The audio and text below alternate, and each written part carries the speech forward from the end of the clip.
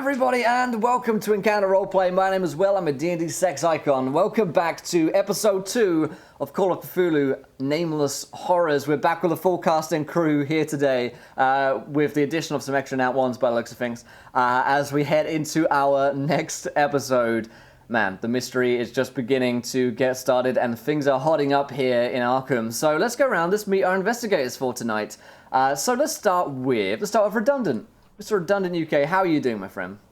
I'm not too bad, actually. I'm not too bad. You know, just plodding along, going into 2018 with not as much pessimism as I usually do. But that's good. We got to instill some in you via Call of Cthulhu, then. Yeah. Don't worry. Give it a few Call of Cthulhu things, and I'll just forget 2018. I'll just write it off. I will be playing Sloan, who is a very cheerful chap that isn't creepy at all. Totally. Yeah. He likes to lick things. Likes to lick things and touch dead people and see visions. So it's a whole thing. It's a whole thing.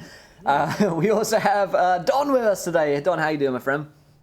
Hey, I'm good. I'm super happy to be here. Really enjoyed our first episode last week. I am playing Garen O'Kayan. He is a priest, not a priest. He's said both. He's average height, very athletic build. He's got a wild beard, but slicked back hair, wears a blue pinstripe suit. And last episode, the police of Arkham confiscated a rather large, sharp sword from him that he was hiding in a cello case.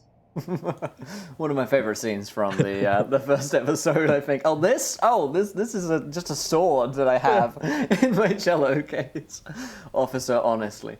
Excellent. We also have Surrounded by Nat Ones today, thanks to Strider Heap and Charis DK. Grimjack21502, how you doing, Greg? Greg, jolly. That about sums it up. Greg will, of course, be playing our favorite driver, Jolly, today, and he is clearly in that same mood as well now that he's been gifted, touched by those nat ones.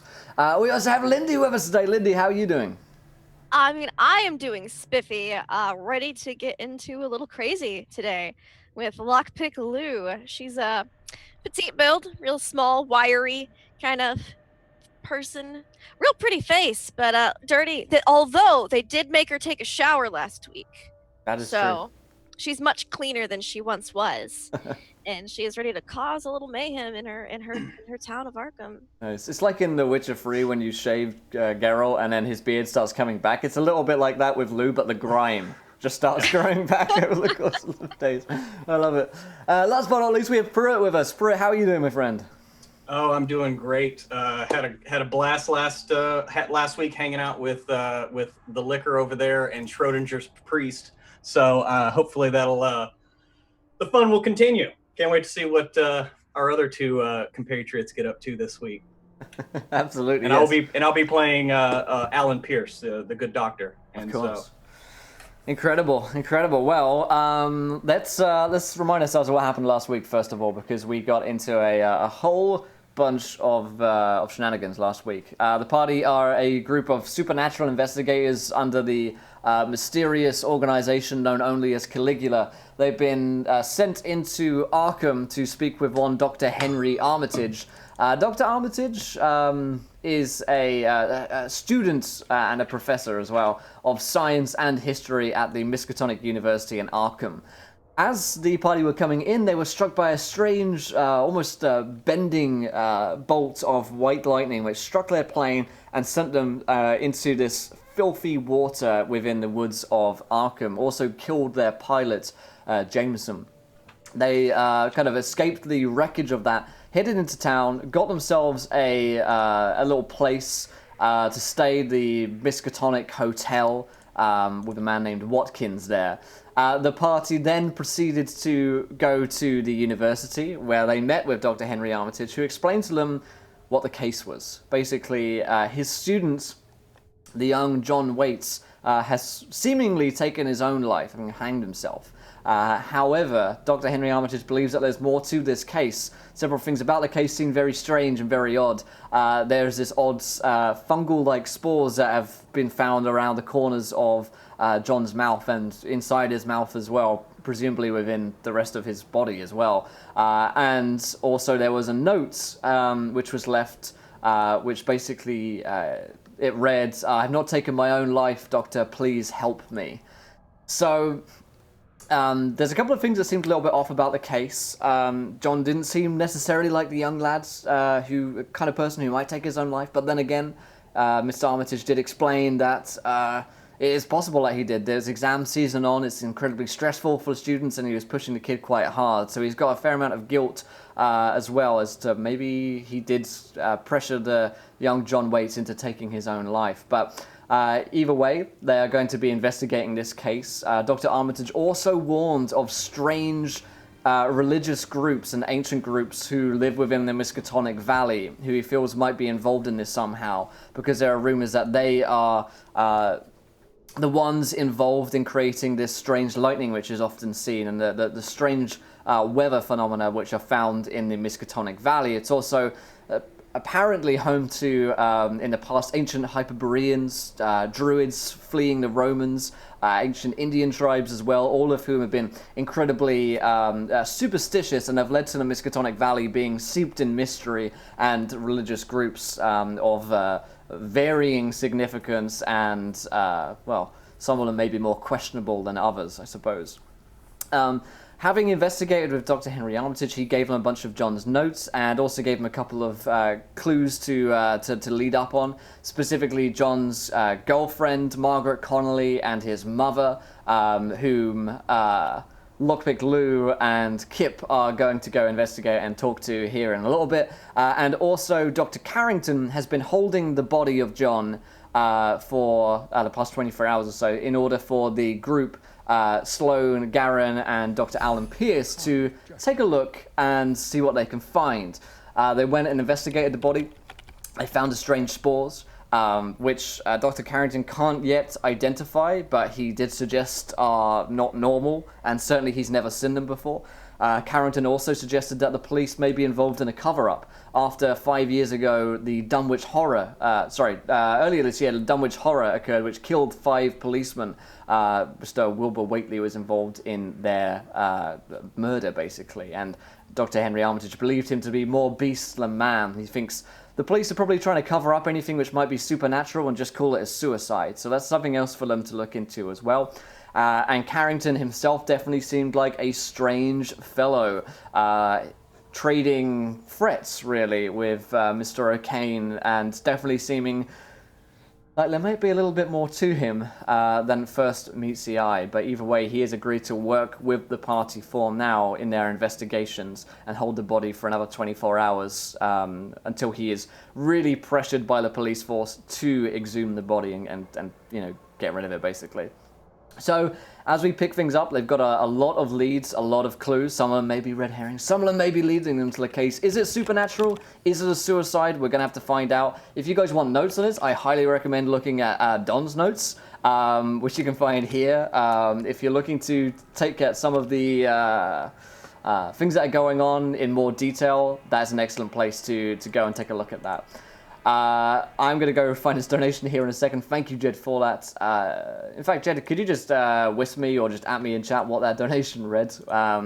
Thank you, my friend. But we do have a bunch of nat ones here for the players already. It looks like we do have 20 retweets. Okay, what I would like you guys to tell me underneath this line here in chat for our first viewer decision of the day is... and thank you to Charis. I want to see you suffer, but I don't want to die. Nat 20 and a 1d10 of healing to Greg. A nat 20 for Greg. How's that feel, Greg? Does that feel better? There you go. Excellent. So, yeah, let's just pick things up. Oh, wait, viewer decision, sorry. Underneath this line in chat, I want you guys to tell me, describe a strange object which the investigators may find. I want it to be, you know, maybe it's a clue, maybe it's a red herring, just something strange that they find underneath that line there in chat, my friends. Of course, you can follow, you can retweet, you can donate to affect the game as per usual, and of course, before we dive into the game, a huge shout out to our sponsors, dndice.co.uk. They help make the show continue. Use that affiliate link there, get 5% off all of their dice. helps keep the stream going every single day, gives me financial stability and able to stream as much as I fucking want to, which is all of the fucking time. And also means you guys can get some awesome dice. Go check them out, some of the best dice out there. Also check out the giveaway as well, because we're giving away a shit ton of amazing dice, the value of which is probably several £100. So check it out, my friends. You could be the lucky winner. All right, let's dive into things. Let's start with Lockpick Lou. Let's start with Kip Jolly Edwards. Let's get a quick description of what you guys look like as well, because we've only met you guys for one session here. So Jolly, what does Jolly look like? Jolly stands about 6'4". He's about 230, 240. He's thick. He's broad of shoulder, broad of chest. He is your prototypical thug if you would want to be disrespectful and call him such things. He is protection here for the scholars and crazy people that are walking around him. He also wears beads of religious variants around his neck, and in the satchel that he carries over his shoulder, about the bottom third of a bat can be seen. Nice. Excellent. Thank you, too. Feel bad for Greg Blackman at once. Here's 2 nat 20s and 4 advantages for Jolly. And also, Jed has given you a nat 20 as well. He said, my first time cashing a stream is 5 a.m. What am I doing here? 3d10 of healing for my man Berto. Or if that doesn't work, I guess Jolly can have a nat 20. Love it. Oh, Berto, if only he were here now. Only he were here now. Excellent. Lockpick Lou. In stark contrast to Jolly, Lockpick Lou is about 5 foot tall, maybe 105 or so pounds, real wiry. Brown hair swept up into a really messy, frizzy bun. A lot less dirt because they made her shower very recently. But she has smeared a little bit on because, the cardboard queen can't be seen, without her street cred, So crazy. She's got fingerless gloves, and she's always fiddling with something. It's like her hands can't stop moving, whether it's lockpicks or just random things. They're always moving. And she's got a couple pet skirt bundles and like a hobo pack of all of her belongings. Excellent. The few decisions on the screen, guys, you can click on that to vote, and we'll see what happens. So the two of you are investigating. Jane Waits is her name, the mother of John Waits, the boy who's killed himself, and Margaret Connolly, who is said to have his girlfriend. Of course, John is said to have killed himself. Jane stays at 650 South Garrison Street in Arkham. Of course, the year is 1927, to remind you guys. And Kip and Lockpick Lou are headed to this house. So let's pick things up. I mean, it's about midday at this point. You guys are walking through the busy streets of Arkham. People are going to and fro. And it's a fairly busy kind of day. And what do you guys want to do? All right, Lou, so I'm thinking when we get here, we got 2 choices. I can walk up. I've got like 8. All right, we got 2 choices. When we walk in here, either I do the talking, and it has been known in my experience that if I meet someone for the first time and I begin to talk to them, sometimes they become intimidated. I don't understand this, but it is a common conception when I first meet someone. Now, that is option number 1. Option number 2 is you talk to them, and whenever they're kind of walking and they pass by a shop front, he stops her for a second and turns her towards the window in the shop front, and he says, so as we're looking at option 1 and option 2, you can see that if you talk to them, you're going to be you're a bit disheveled. Yep. That's in plan number 3. All right. You want to hear my plans? Not really. I mean, I'm going to tell you anyway. So, plan number 1 is I pull out my fancy dress and wipe off a little smudge here, smudge there, and pretend to be in mourning because I'm his girlfriend, and I cause a big hullabaloo. Be like, he didn't tell you about me. Oh my God. And then you look breaking through a window in search his room while I'm distracting him. And then let's roll that back a bit. Yeah. Let's roll it back to Okay. the point where you clean up. like you clean up and you put on a dress and you clean up, and then let's stop that point there, and we cut the rest of it off and never think of it again. But and no, that was the exciting you part. hear me out. Hear the All thought process, okay? All right. I'll listen to you, then you can listen to my other stupid plans. We're spitballing. You're Okay. clean. All right. You don't look crazy. I don't bust in any fucking windows. And we talk to them. But if you go in and say you're the girlfriend and the girlfriend's there, Yep. Yeah, I'm the other girlfriend. I'm the Wednesday girlfriend. in a hop, skip, and a jump, you and I are standing over two bodies getting colder and not older. So we need to. That's a problem? Okay, I'm scratching off plan number 6 and 7 then. Okay. Okay. All right. All right. um, That leaves only 4 more plans for me to tell you, I think. Since we crossed out 2 of them with bodies.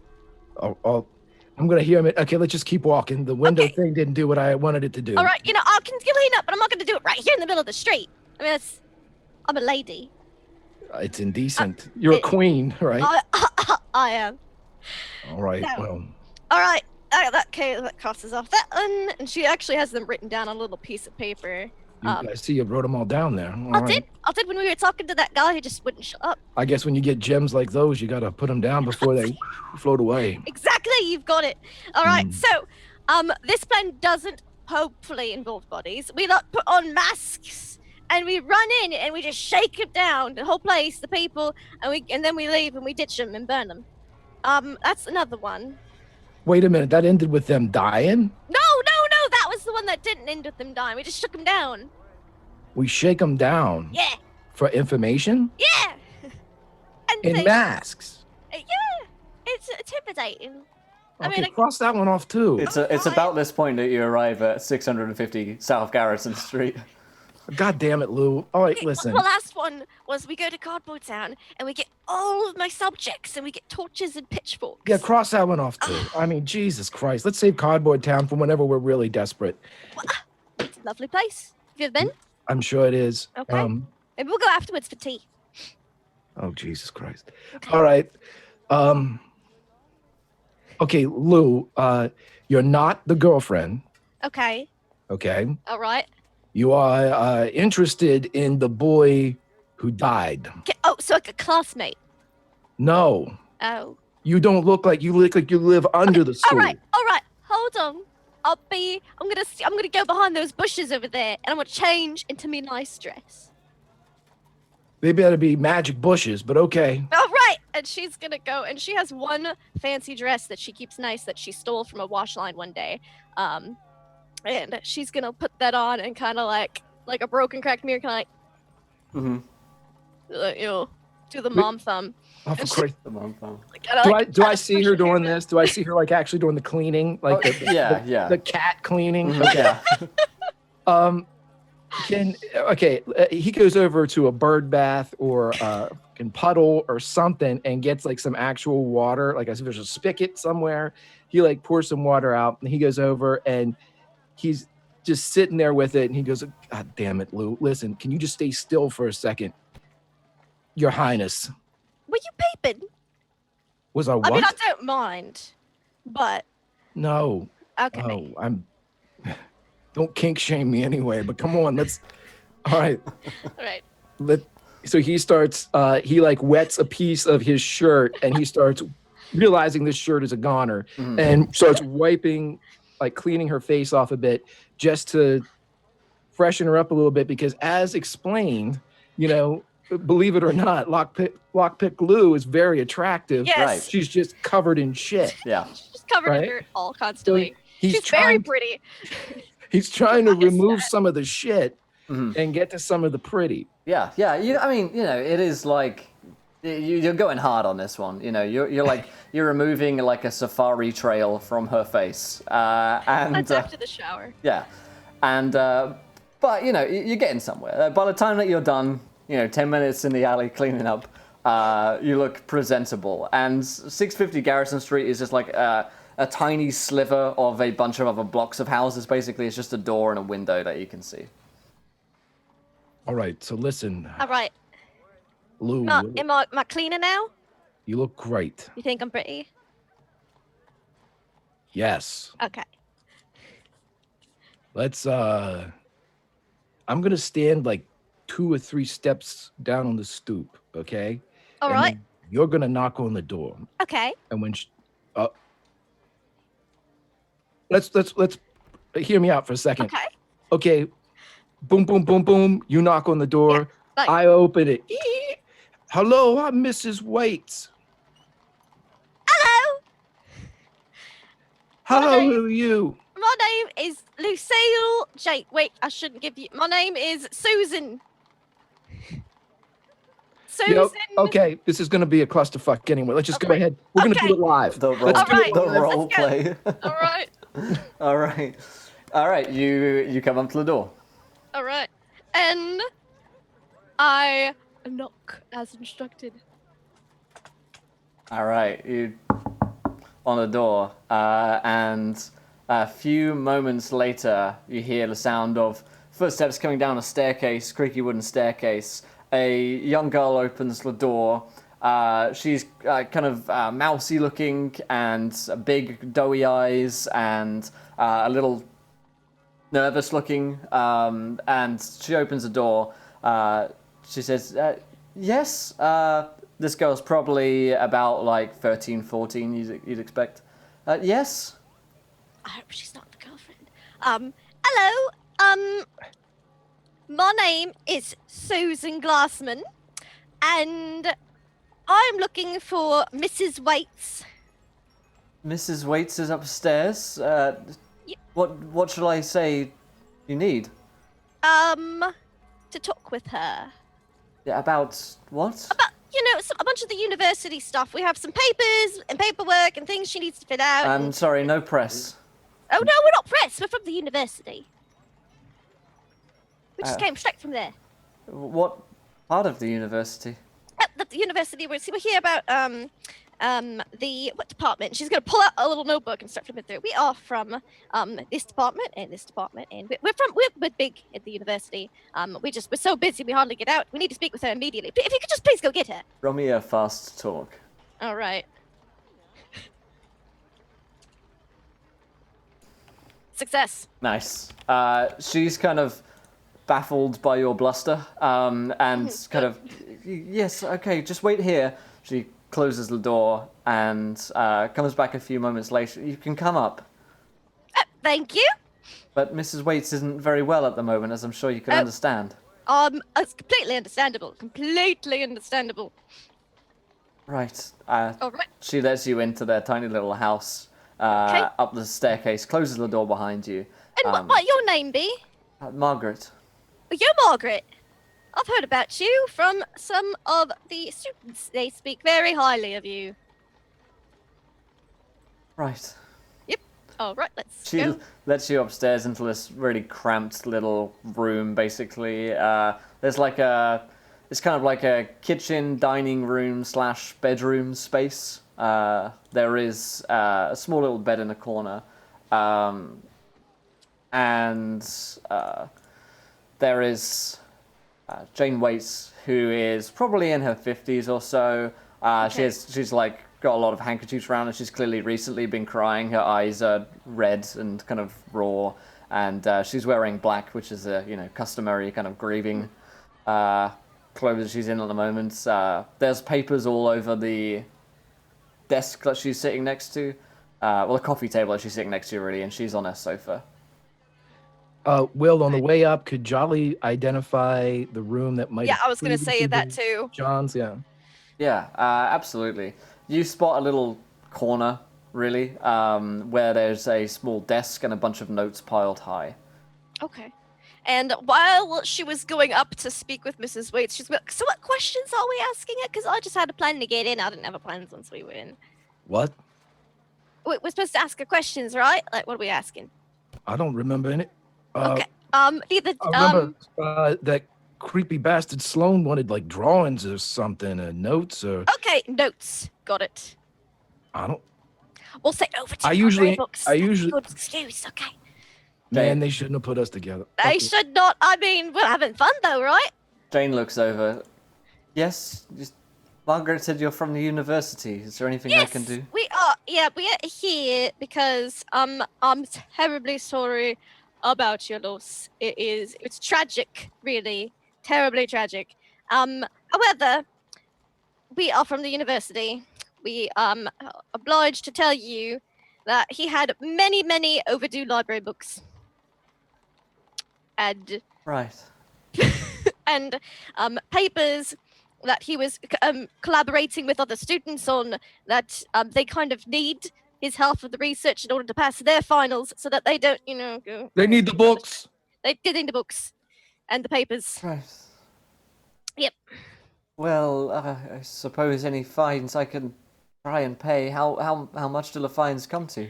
They just need the books. They don't need the fines. I was gonna say we understand your scenario, and if you just give us the books, we'll waive all the fines for you. It's a bit much to ask for fines when you're grieving like you is. Right. Yes. Well, I suppose you could take anything that. I mean, those books were the only thing I have left of him, really. So. Okay, thank you. He goes over into the. Terrible people. She begins crying all over again, and Margaret goes over her and like hugs her and looks up defiantly at the two of you. Now, if that's it, and she says, if that's everything, I think you should go now. Hold on, let me get everything. All right. Yep. Sorry. Terribly sorry about your loss. We're writing a nice piece about him in the school papers. Anything you want us to say about him? Any interesting things? Or classmates he had problems with that we should keep away from the candle vigil ceremony? Roll me a persuasion, kid. Oh no, a persuasion. He is. You have shut her down pretty well at this point. Yeah. Believe it or not, this is where the wheels come off. All right. Oh boy. That's a super fail. Yeah. She begins just kind of bawling and crying as she thinks about everything, and she watches you take every last possession of John's away. Bye. And Margaret says, Terribly sorry. Margaret kind of walks towards you in such a way as to push you out of the house, basically, with her presence. Yeah, Okay, Jolly doesn't get pushed. Ever.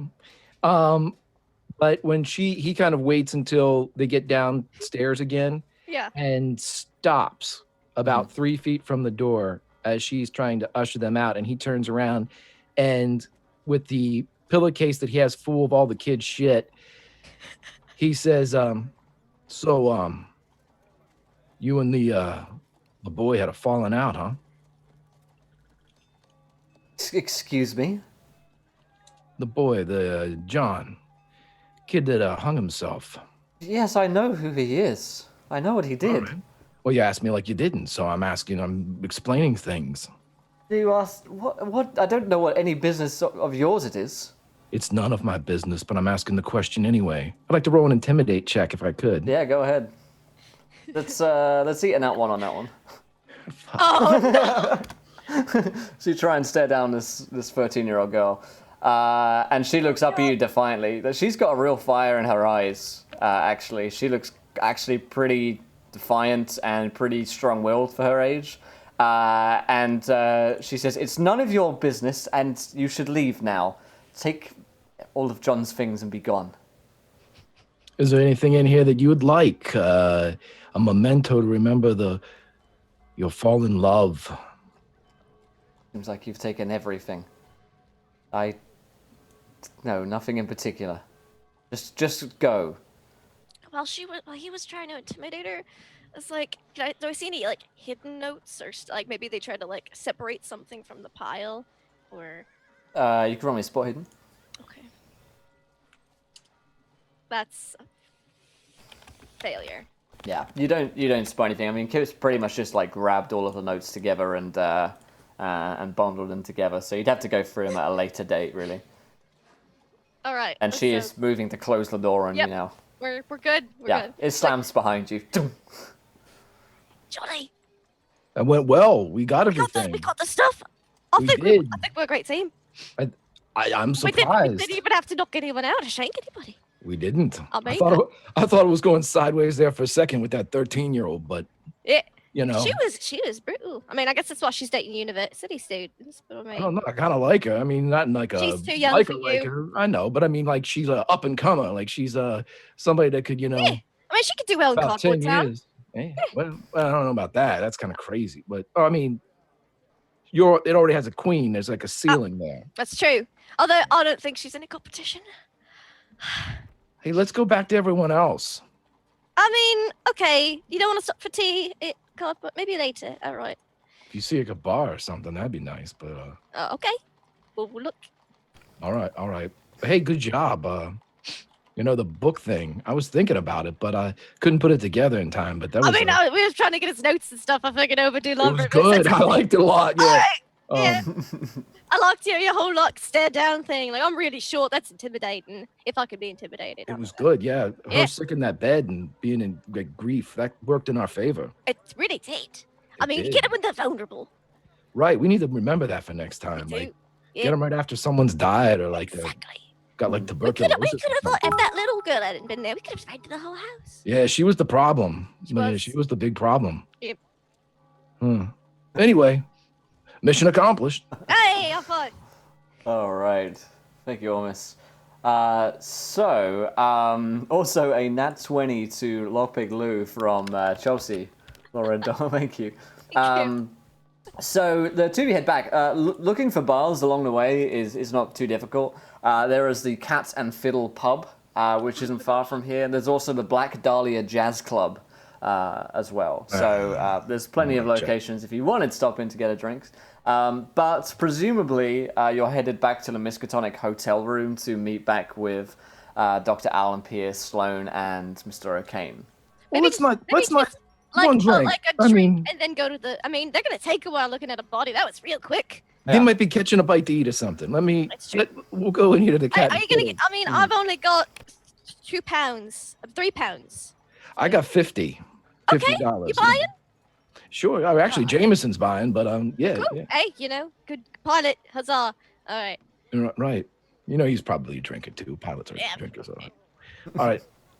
Excellent. Yeah, you guys can throw Go on in back in the Cat and Fiddle pub. It's not a particularly reputable pub. There are Perfect. there are not many Exactly. there are not many people here today. It's like midday, probably like 1 p.m. at this point as you guys are entering in. The barkeep will throw you across one of the local beverages or something stronger if you're in for that, and let you guys sit alone in a dark corner of the pub.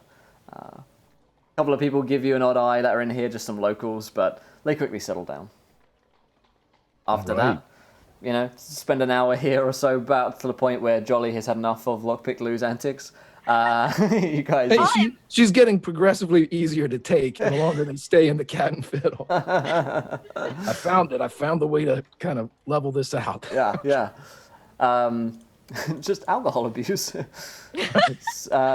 You head back to the Miskatonic Hotel, wait there for a little while, and your companions will return as well. Yeah. By this point, Lockpick Lou is probably definitely tipsy. Yeah. So the group meet back up again in the Miskatonic Hotel, the little kind of slum beds that you're in here. You guys see Lockpick Lou and Jolly. And I'm clean and in a dress. Yeah, she looks pretty clean and in a dress. Do we see Watkins on our way in, the hotel porter? The hotel porter is there at the desk as you come in, yeah. Is he? Does he say anything odd to us or do anything? He just gives you a nod on your way in, basically.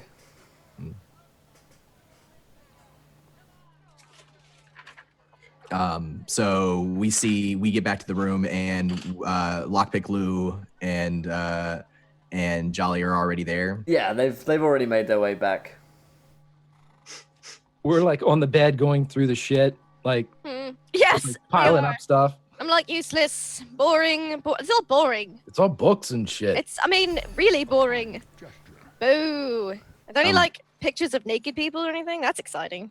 Sloan will kind of like almost like drift in and look, and he'll go, Hey, tall and creepy. How you doing? "Is that what he had in his room? Yep. That's all he had. Everything." I mean, what we saw. Yeah, I took it all. I mean, Mm-hmm. He was very thorough. He'll go up to the bed and sit down and kind of have a look at it, and he'll go, I hope you did this subtly. Of course. I mean, Uh, you asking? Who do you think we are? And a sly smile will come on his face. He goes, I knew I could rely on you too. Of course. And he'll start kind of looking through the papers for anything that quite obviously is occultist, or, you know, Okay. like just something that kind of is what we're here for, basically. Absolutely. And thank you there, almost on his £10, and gives a pet to Lou. Lou, please roll me. Oh my god. Please roll me a D100, Lou. A D100. Yep. Okay. I'm sadly scared. And 24. Redundant, you can roll me a library use. 24, is that Lou? Yep. Oh my god. A giant slug. It has a movement of 10 feet. It regenerates hit points at an extremely fast rate. It can be placed on any kind of surface for an hour, except for salt, and gain resistance to attacks of that element by absorbing some of it. That's pretty awesome. So, Lou, when I say giant, when I was a kid, I went to Denmark, and there were these big black slugs there, which are probably about the size of your hand in terms of length. Oh, like the big slug. Yeah, Yeah, okay. Big slimy black slug, basically. These are local to Arkham and the Dunwich Valley, Okay. and they just kind of slither along and you basically found one. It's your new friend. Its name is. We found him on the. Okay, so this is how it happened. We were Yeah. going back from the pub to the inn, and Lou was very tipsy, and she was like, "Oh, look at him, he's so cute. His name is Larry. Don't touch that. You shouldn't touch Oh, that. he's fine. I used to not play with these all the time. Oh my God. His name's Larry. I say hello to Larry. No. Larry is very Larry loves slimy. you. Very, very Jesus. slimy. Jesus. No wonder you're always covered in filth. All right. I mean, Alright. So, Sloan, was that a success in your library, you said, my friend? It was a good success, Good yes. success. All right. So, you read into what John was looking into, basically. John's experiments on behalf of Dr. Armitage led him to studies of the ancient Hyperboreans in the Miskatonic Valley, the supposed race of ancient people who were here before any other recognized human civilization was. This is basically the kind of myth that we'd be familiar with these days, is like aliens helped build the pyramids, right? Basically a group of people were here on Earth before any recognized humanity ever existed. And these are what the Hyperboreans supposedly have a lot of activity in the valley. Particularly, you learned that John was looking into a bunch of hills. Apparently, hills are big centers of religious sites, and I mean, typically they have been in ancient religions across time, but the Hyperboreans loved all of the many hills that are within the Miskatonic Valley. He was also looking into the strange water patterns within the valley. You guys remember when you came to, when we landed in the Arkham forests, there was that stinking fetid water, which was just gross and stagnant beyond any right it had to be, which is one of the kind of tributaries of the Miskatonic River, the main river which runs throughout the valley itself. He surmised several different theories, the first of which that there is some kind of naturally occurring stagnation within the valley from some undiscovered plant or root. Basically, he thinks that at certain seasons within the year, those plants grow particularly virulently, and they could infect the water with what seems like stagnation, but is essentially just like decaying plant and root matter. That's his first theory. His second theory is that someone could be poisoning and polluting the water. He doesn't know why that might be. He doesn't really have any theories as to why that could happen. He's just aware that pollution of that level is something that could happen, and particularly perhaps at industrial sites. So that's what you learn on your first look of that, and that's not going through every single note of his. That's the first kind of 3 hours or so of looking through his notes that you found. I'm going to turn to everyone and go, I will continue my studies of what he had learned. You may do whatever you wish. such a cute slug, Larry. What? Studying? Good. Boring. What are we doing? Something exciting? Sloan needs some time alone with the notes. Oh my. Whatever that means. Well, we also learned some things that were of interest. Oh. We did the autopsy, the doctor here, and he had some sort of fungal infection in and around his mouth, inside his body. But the coroner, he did not allow us to take a sample of it away. He did, however, say that we could go and get a specialist from the university and bring it back to the body. But they're going to exhume John's body here in just a matter of 24 hours, less than that now. So the clock is ticking, as it were. So we need to find like a mushroom doctor. Yeah, something like that. you know. Okay. Yeah. What's the security look like in there? I mean, is there a back door? Can we just go in there and take it? I mean, Well, it is. You certainly can't take swords in. We found that out. You what? So, Thank you, Sarah. So, Who had a sword?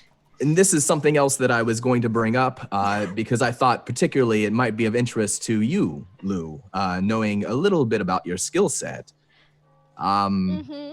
You see, I have a certain religious artifact that is part of my skill set and what I bring to the team.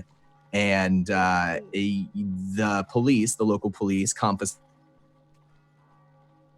We may at some point need to get it back. Now, this is a high priority sword. to me. It's a sword. Yeah, it's a Big sword. So you're like it's a knight. fucking sword. Well, it's a very like- large sword. Are you like a Templar then? You're like a preacher with the sword. Yeah, is it like an Excalibur sword or like one of those Yeah. big needles that like the Musketeers or the Musketeers use? Yeah, the Musketeers. It is a very old but very well-maintained sword that is in my keeping, and it is my responsibility to take care of it. That didn't answer my but then question. that's the questions. Well, if Is it like some- thick and girthy, or is it like a little needle Okay, thing? yeah, is it like have a lot of girth? Or is it really thin? Is it long?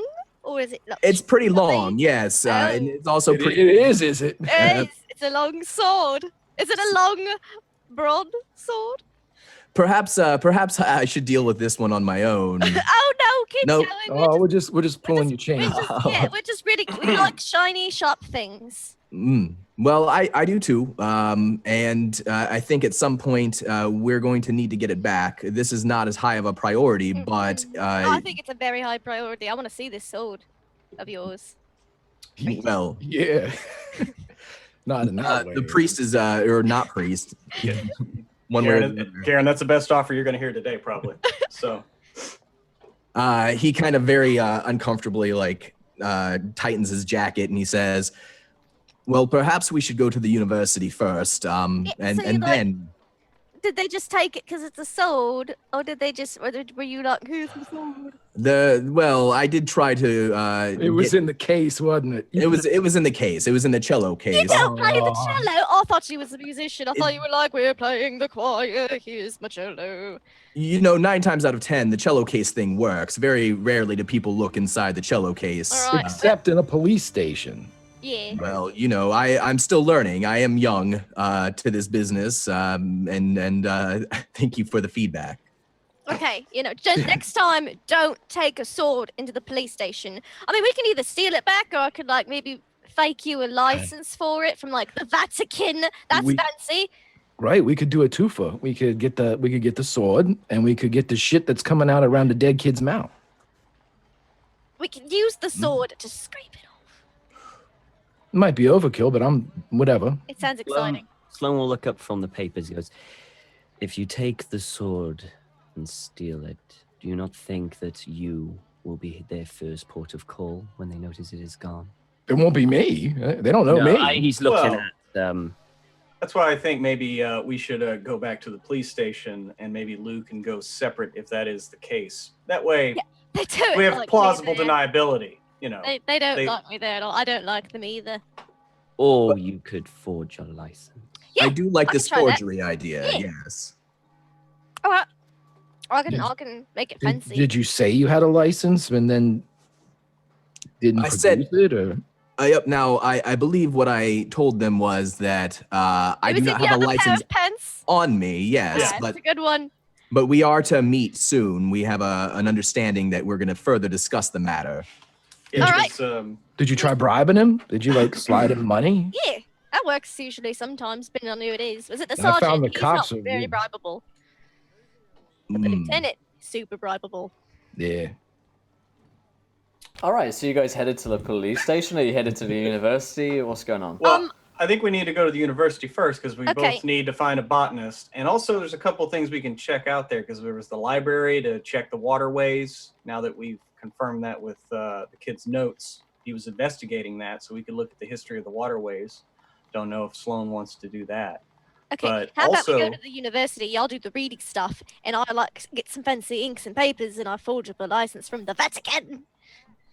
Okay, so to the Sounds like a university plan. first. Sloan, are you staying here to read up on notes, or are you going with him? Red, you're muted.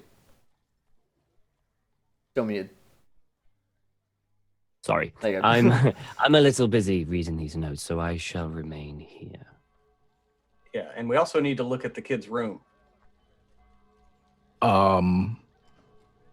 The fellows over here already took everything of worth out of that child's room. Well, yes, but remember, we found the wood fragments underneath his nails, so we need to find out where he was scratching and what he was scratching. Perhaps where he was hung? Yeah, where he died, right? Outside the common room. That is what we would. Because Sloan, you started I wouldn't scratching. know. But... You started scratching Judgment Day on the floor. Yes. So just wanted to confirm that. Yes. Not that I doubt your powers. I'm sure you're very trustworthy with your abilities, whatever those are. Well, you do know as well that he killed himself in a university himself, so you could investigate the room in which he killed himself there. Okay. So let's see the four of you guys, while Sloan stays back to read, take a look into the university and head back in the afternoon for your second visit there. The secretary at the front desk, as you bustle past all the students who are just fresh out of exams, basically. So a lot of people, there's a lot of kind of nervous energy which has been diffused by that point as you guys come out and back in the main hall, the kind of lobby hall of the university again. Back again. How can I help?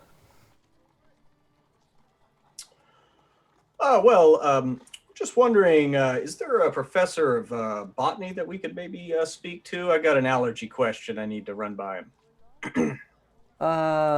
Botany. I suppose I could take a look. Let's see. She goes into her kind of ledger, opens it up, and starts looking down in her files, and says, "Oh yes, Dr. Smith. She will see you now. Dr. Aurelia Smith. Now you can find her in the. Is she really a Smith? Beat me to it by like a split second. No. She is a professor here of botany. A resplendent Oh, I thought you were offering. going to say it wasn't her maiden name. Okay. Well, we will go talk to her. And thank you for your assistance, ma'am. You have a good day. Thank you to Ormus. Yes, we do have some magic items coming in for these players. Like £30 donation. Appreciate it, my man. All right, I will make a note of that. Ooh, yes. Okay. And as we're walking towards the botanist's office, I will turn on Kip and Lou and just be like, listen, I know that y'all have been drinking. Yeah. How could you I can tell? smell it. Oh. We didn't And say if- any. I'm If sorry. that I mean, we ever didn't happens take it again without me, we're going to have some issues. Oh, Just you letting you don't know that. drink, Doc. He leans way down to Lou and he says, "See, I told you, he's the only one. He's the only one we can trust at this point." Yeah, you All right. you head through And the. Larry. Larry. No, not Larry. You could trust Larry. Larry Who's does. Larry? Larry does shots. This is Larry. Oh my God. We You met could- him on the way back from the bar. You can't trust him. He's spineless. Oh, he's Oh. charming. Yes. Oh. Yeah, you guys head through the university, and out into this big kind of like greenhouse area where you've been pointed to, and following directions to the botany lab, basically. You spot who you presume to be Dr. Aurelia Smith, with a couple of other students, all in kind of lab coats, who are Basically looking at some odd plants which grow in the Miskatonic Valley. Some of them just look like herbs, some of them look like weeds, and she's just finishing a class on it as you guys enter. The students kind of file out, and she shoots an odd glance over to a group of you as she wonders what, this bunch of miscreants A resplendent doing. offering. And thanks so much to Latoot, and here's £25. Wild Magic Search for everyone on the bottom row, and 2 for Larry. And also Larry has a nat 20 from Cherish. Oh, Larry has a nat 20? Yeah, That's awesome. I've put it on your sheet there. Excellent. So, Garen, Kip, Lockpick Lou, roll me a Wild Magic Surge, and just have 2 for Larry, which you can roll there, Lindy. Okay. As you enter into the greenhouse area of Dr. Aurelia Smith. All right, so let's go with Mr. O'Kane. What did you roll in, my man? 3696. 3696. Ooh. When caster dies, his spellbook burns to cinders in 1d4 rounds. Your holy book. The Bible. The Bible. No. The Bible burns. Okay. Greg? 1414. 1414, a fine vintage. Caster now breathes nitrogen instead of oxygen. Well, I'm dead. Well, rip. What we'll say, instead of just oxygen, you can breathe in air that is just like nitrogen as well. You can like breathe in some like super toxic, gaseous You're ready air. for Cardboard Town. Yeah, you're ready I for like Cardboard it. Town. And you're probably years on the streets in the smog and smoke of the cities that Jolly's grown up in has led him to be able to breathe some pretty kind of caustic air. So, yeah, that's Awesome, how I I like interpret that one. And Lou, the one for I you. got 7990. 7990. Also, monthly Wild Magic Surge for you, Pruitt. This is perfect. While target stands still, pigeons treat her like a statue. You are a crazy pigeon lady of Arkham. You're like Radagast. You're radical. That's incredible. Awesome. I love it. Yep. Excellent. So Larry got 786. 786. Yes. Oh my god. Larry disgorges a sort of bowl-shaped porcelain chair. So basically, like Gary's like throwing up. Larry's throwing up on you, Oh no, he had too much to drink. and he throws up this tiny little porcelain chair. Oh no. It's like a doll's house chair. which This is his throne. He's now the king of Cardboard Town. And Larry's second one. 150. Oh, both low for Larry. I know. Larry is low. He likes to lay low. All undead within 1d4 miles blame Larry for their undeath. Incredible. All people that are undead within the mile blame Larry. I blame you, Larry. Blame you. Blame you. Well, it's gonna be difficult to find him. So. Oh, okay. Strider, £3, nat 20, nat 1, £5 Wild Magic Surge. Okay, so, and then Dr. Alan Pierce. My wild magic, while not quite the 1414, it's the 1504. It's good for the rosé. Ooh, you see colourful ribbons swirling in the air around you. Nice. And I haven't even been drinking. Exactly. So, All right. you spot these strange things happen. Larry throws up a little bit as you enter into the. Just fine. Instead of throwing up into the porcelain bowl, he pukes up a porcelain bowl. Exactly. He doesn't play Yeah, by your it's- rules. No. Larry the Necromancer Slug, exactly. The Slugromancer. Miss Aurelia Smith looks over towards you. She's in her 30s, pretty tied back blonde hair, lab coat, glasses. Looks at a group of you. Yes, can I help? Are you the mature students? No, ma'am. Actually, well met. How are you today? I'm well, thank you. Yes. That's good. Did you happen to know the student that met an unfortunate end recently? Or just The boy waits. Yes. I not well, but I knew of him. Yes. of him. I think he stopped by here a few times, but Oh, I yeah. meet so many students that it's difficult to say. What, might I what- ask who is asking? I know the police have been involved in this case. I've already spoken to them, so Oh well, we're just working with the coroner, Dr. Connolly, and there's a bit of a botany question, and we were pointed towards you, and I can certainly see why. You look like you fit the bill quite nicely. Do you think maybe you would have some time to come and look at the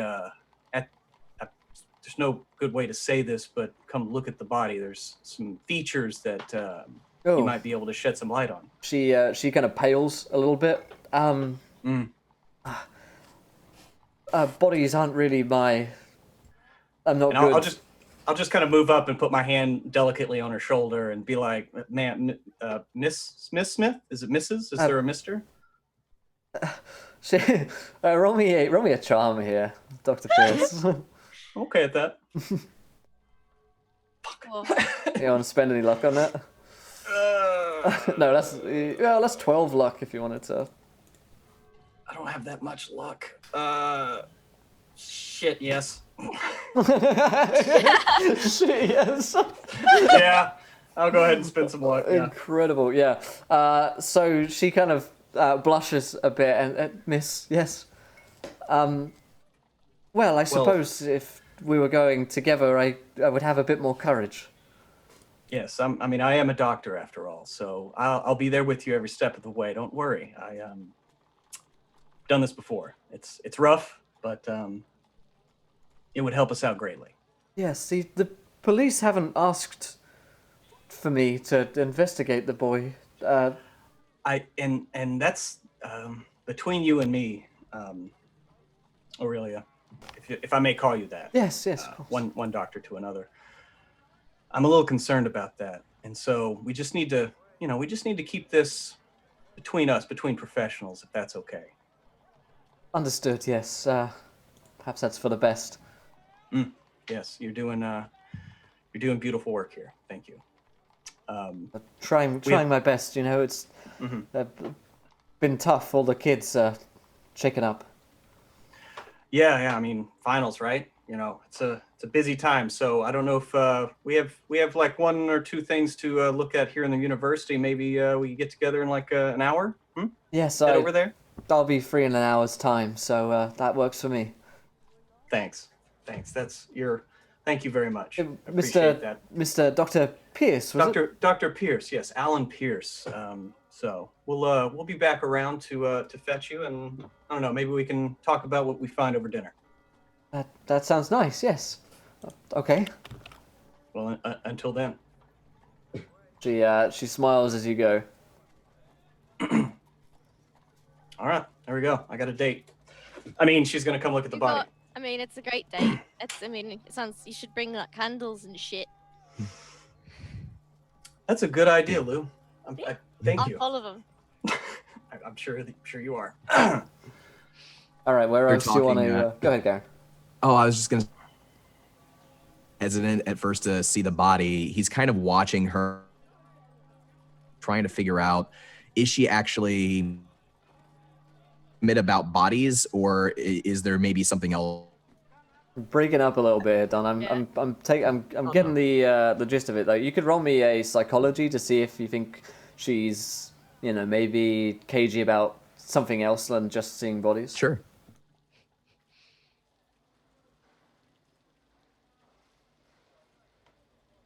Definitely changed her tone a little bit when body was mentioned.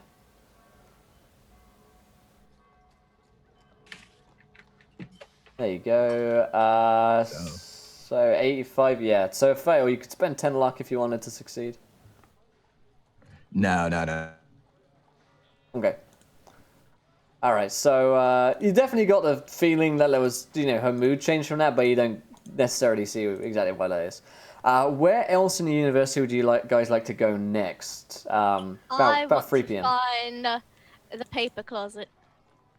There's always a closet full of inks and books and papers. I want to find it. Nice. Sure. You can have a look around. There's definitely a closet where they keep all the paper and inks and stuff. Yeah. Yeah. I go in there. Is anybody else in there? Not at the moment. I take a bunch of different colored inks and papers and stuff for forgery of the Vatican license. Yeah, you nabbed some bits. Okay, what about the rest of you guys? I'd like to check out where his body was found. Yeah, the murder scene. Yeah. Okay. Asking around, you learn that room 301 is the communal area, basically student halls, where the boy killed himself. Resplendent offering. And thanks so much, Latudin. It's £20. I'm loving Larry already. Pet for Sloan and Garen.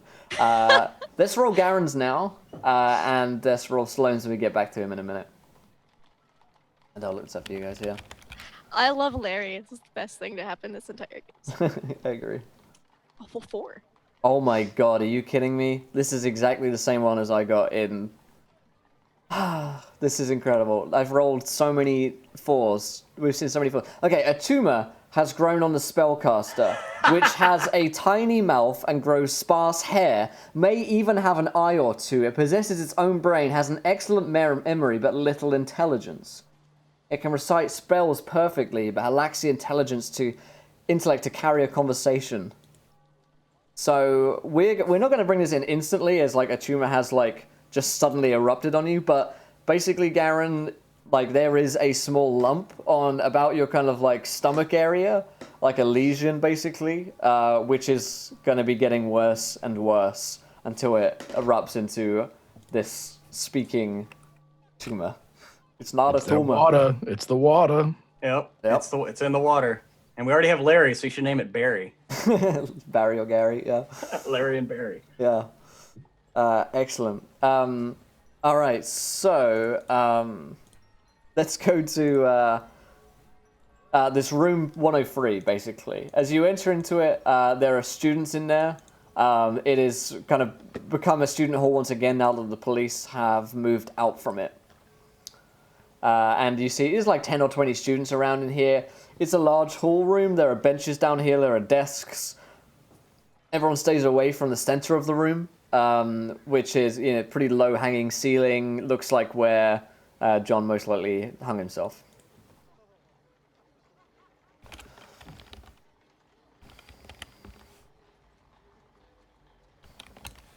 You are muted. Sorry. I'm gonna walk just right up to the center of the room. Okay. And start looking around, looking up, looking at the ground. Is there a crossbeam? Like, how high is the ceiling? Ceiling as was in the report. I'm really bad at heights. It's like an average ceiling height, I guess. There is like a wooden beam which runs over the top of it, which makes it kind of easier access to reach, I suppose. And if you were to stand on a desk and have a rope, it wouldn't be the hardest thing to hang oneself. Okay. As for that, though, it looks like the police, for the most part, have had a sweep of this place, and now it's any like immediate scene evidence would probably have been destroyed by all the kids being in here for the past day or so. I'm basically just going to be looking for the scratches, like just for any kind of weird scratches.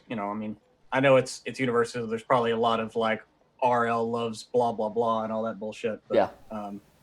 Something similar to what Sloan started scratching out in his vision. Okay, roll me a spot hidden. Anyone else looking around here can roll the same. I'll boost Lou up to the rafter, and she can get a better look up there. Yeah. Okay. Yeah, come on, Lou. Okay. Yeah, I failed. Okay. I climb about the rafters looking for clues. Do it. Is that a spot hidden? That is spot hidden checks for anyone looking. Oh, that's a success. Nice.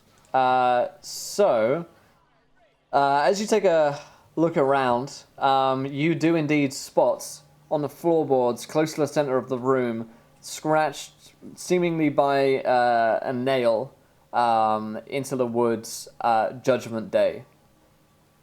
Says Judgment Day. There it is. Yep. Right. Yeah, and I'll just kind of try to whisper to them so we don't talk, with, I assume the students are probably looking at us now that we're in the center of the room and kind of traipsing over the murder scene. So where was this in relation to where he was hung? Very, very close. Very close? Yeah. So you're pretty certain it's kind of like he was down there on the floor, scratched it in there, went up onto the bench, and committed the deed. I'm gonna leave you with that one for a second. I'm gonna cut back to Sloane. So Sloane, you've got a wild magic surge to roll and also a D100 pet as well. Oh my. Okay. Oh dear, oh dear. My. Here we go. Let's hope for good things. Oh, well, I'll do the pet first. So the D1 has 43. 43. Ooh. Oh, this is dope. A very long wooden snake that wraps around a user's neck like a scarf. When commanded, it can straighten out into a monk staff that deals 1d8 damage. That's pretty cool. Like Sloane to have like that Sloane would have like a creepy snake. Because he is that's like totally a mysticky kind of thing to have wrapped around your neck. So maybe you've had it like hidden in your coat for this time. Yeah. And as the party have gone, you kind of like get out the snake and it wraps around your neck. Looks just like wood, the kind of texture of its skin. Cool. Are you going to say that it deals 1d8 damage, or are you going to bring it down for Cthulhu? Or... let's call it 1d4 for Cthulhu, because 1d8 is very close to a handgun. Yeah. It's only 2 off from a shotgun. It's just at the end of the mouth, it's like a snake's head on the staff, and it bites. That's what it does. Exactly. Nice. That's sick. I like that. Yeah, new walking stick. And Wild Magic Surge is 6058. 6058. Okay, target is... Okay, what I'm going to say... Yes. Rather than bring this in immediately, because I won't give you any gain. At one point, you can call upon strange eldritch powers. You will be healed of all damage, but your clothes and gear will vanish. Okay. Does that include a snake? It may well do. We'll see. Sorry, I heal... Both of them? Or do I heal? Sorry again, what was it? You'll heal the full damage, but... the loss of most likely sanity and all of your gear and clothing. Yeah. Oh, that's not bad. That's a oh dear God moment. Indeed. That's not bad. So what I'd like you to do, Sloane, is to roll me another library use. Another library use. Yes. Let's see how I'm doing. That is, I believe that's a success. My library use is 65. So yes, that's a success. Nice. Very good. So, Sloane, you come across a map, which I will show you here. Ooh, very nice. On Roll20, and I'll show to the stream as well.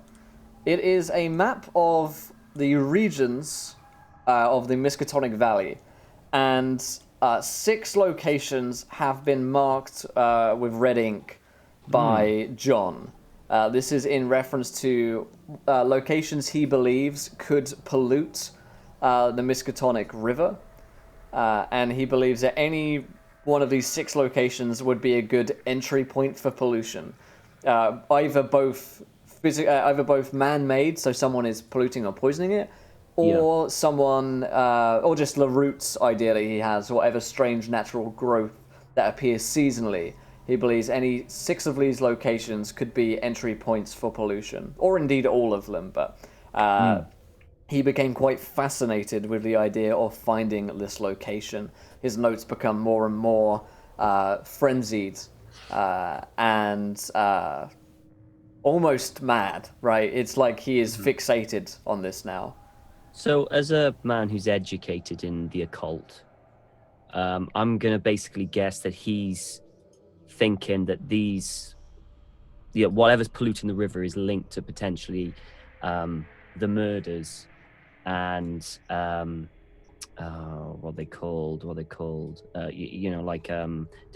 Do I find any links that potentially he thinks that could be linked to the local groups? The local, they're not cult groups, but the sects. Yeah. The sects.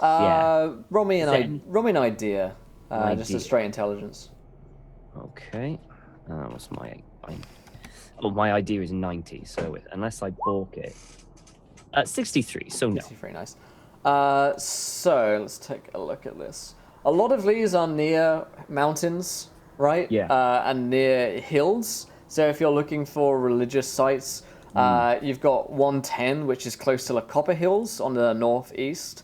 You've got 104 and 103, which are close to Huntington's Mountain. 108. And 108, which is close to that as well, you're right, yeah.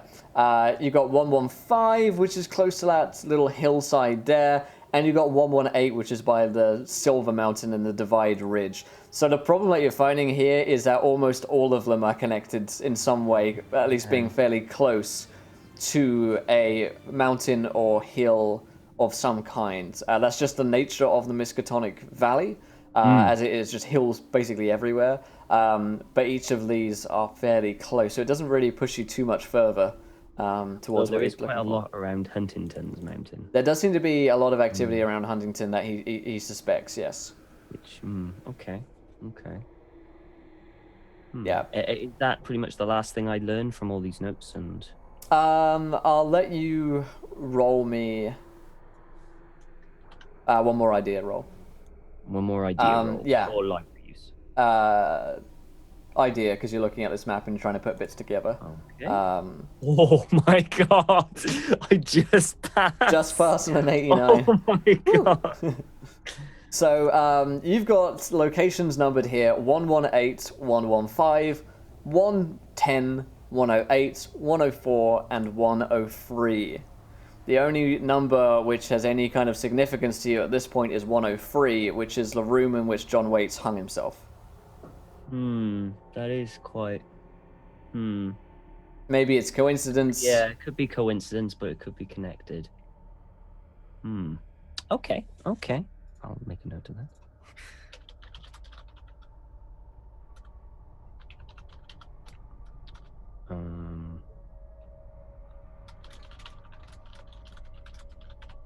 Okay. This is taking me hours, right? This is taking you hours, yeah, but So- this is taking the party hours as well, so we're kind of concurrent, you know. Yeah. The question is, do I stay? Do I go looking for them? I'll stay. This is like base camp, They're going to come back eventually. I don't want to go wandering off and trying to find them. So I'll stay put. Okay. Let's go back to the rest of the party at the Miskatonic University in room 103. You said there was like paintings and sculptures and stuff throughout here. Absolutely, right? yeah. Okay. Do any of them have like gold embossing or filigree on any of the frames? Of the paint- Roll me a spot hidden. Okay. Oh, extreme. Nice. Yes. There is as you go around the university, not far from here, not far from room 103, as there are basically museum stands everywhere with different artifacts that have said to be found in the Miskatonic area from across the years. You find, let me see if I have a handout for this one. I may or may not. Oh. Something fancy I'm about to scrape some gold off of. Yes. You find a stand, I do. A stand, which is an empty stand, which reads the Gold Ferronnier. And this, as I will hand you this rumor here that you learn about the Waitley Gold in, should be under rumors. Let me load this one up for you guys here. Yeah. Do you want to read this one out for us, Lou? Sure. A long-standing mystery in the township concerns the fabled Waitley gold. In the early 18th century, little was thought of gold coins used for trade by the Waitleys. Later, as decades passed and the community's fortunes fell, the fact that some of the bishops in Waitley still used coins minted prior to the Revolution began to give rise to speculation. Stories of a secret treasure hoard began to circulate when counterfeiting Eyes were discovered in the house of the deceased bishop. Speculation changed from a possible buried treasure to a secret gold mine that the Whateleys had been tapping all these years. The fable of the Whateley treasure has led a number of locals to spend the greater portions of their lives seeking it out. Dark caves have been explored, dark mine shafts excavated, and even murder committed in the quest for the Whateley gold. Unknown to anyone, the gold was manufactured by an alchemical process discovered by the Absalom Whateley in the early 18th century. Costly and difficult, the secret was passed down through generations of bishops and Whateleys. The last to know the secret was Wilbur Whateley, who continued to manufacture small amounts of gold until his death in 1928. Although evidence of the manufacture will be found, the secret is lost. Edit that to 27 for the sake of our story. But yes. All right. Yes, okay. Yes, 27. All right, cool. The gold ferronnier is missing. What? There is no item in there. There is merely the plaque, which gives you this information. Like gold plated? Nope. The plaque itself, is probably made of some copper. That doesn't help me. It helps me because I don't. Just kind of plaque real quick, stick it in my pocket, and look for something else gold plated that I can emboss this certificate with. You'll eventually find something. Which is at least goldish. Yeah, it doesn't have to be actual gold, just like that fake gold frame stuff. Yeah, just scrape some of it off. All right. What about the rest of you guys? You've let Lou kind of loose into the university as you're investigating. They left me in the rafters, and I just went. As you were investigating room 103. Jolly, should we be worried? Where's Lou? I'm not watching her anymore. You sent me off with her once. I'm not. Now, I believe she's off perhaps gathering materials to forge the certificate that she spoke of earlier. Yeah, let's go with that. Or something else entirely. But let me ask you, fellas, what are you thinking right now with what we've been presented, the information that we have at our fingertips? How are you feeling about the death of John Waits? I think he poked his nose into the wrong business. Yeah. And somebody cut it off. So to speak. There's something to me about the suicide note itself that is the most interesting piece of evidence that we've found so far. It doesn't really add up in any way whatsoever.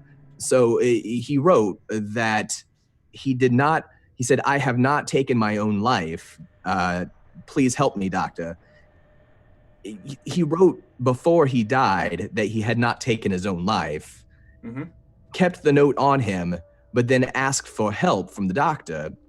What sort of help did he think that the doctor could have given him? There's something to me, my personal feeling, and maybe the fungus that we're looking into could have something to do with this, is that he was not of his right mind and perhaps was suffering some sort of psychotic break. I agree with you, Garen. There's a lot that we don't know in this world, and I think that maybe he realized he was under something was influencing him, whether externally or internally. Maybe whoever he pissed off, he knew how much power they had. Maybe people have disappeared before, and it looked like suicides. I don't know. I think we need more information. Yeah, I don't think the note sounds like a suicide note. I think it sounds like a note. I think he was in and out of whatever. I didn't see the green shit, but maybe this kid was, in and out of whatever he was in. And yeah, he might have written that note in a more lucid period where he had his faculties about him, and he realized he had, pure conjecture here, but maybe he recognized the thoughts that he was having while under the sway of whatever this spore is, and in his more lucid period wrote this note just in case. We'll see what the good doctor Dr. Smith has to say about it. Maybe she can shed some light on it. I hope so. Did he hang himself? You think if somebody strung him up in this place, we've had kids coming in and out of here. Someone had to see something. Wonder if we started asking around, maybe do we know who found him? Some kid did, but we don't know his name. I don't think they gave us his name, did they? They did. I'll check my notes. Wait, I'll check your notes, Garen. Let me hold on a second. Armitage didn't give us a name of the boy. Stuart but he- Atlee. Oh, Stuart Atlee. He did give us a name. As I look at my notes, yes, it was Stuart Atlee. We should try to find him right quick, maybe. I might start looking at the doctor's notes. I think that sounds like a good idea. The Stuart Atlee, he might have some more information. We should also, and I'm sorry if I missed this, did we look around to see if there were any, if there's any of the fungus inside the room? You have not looked for any fungus, no. I guess like Garen at some point would have taken a look around to see if he could uncover any fungus. Yeah, roll me spot hidden.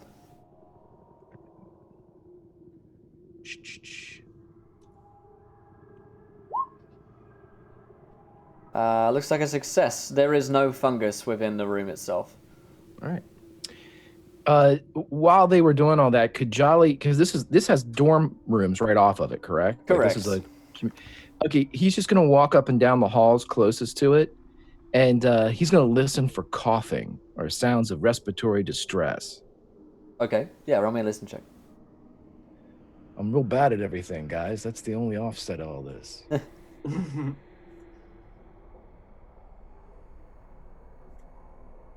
Oh, extreme not- success. Not today.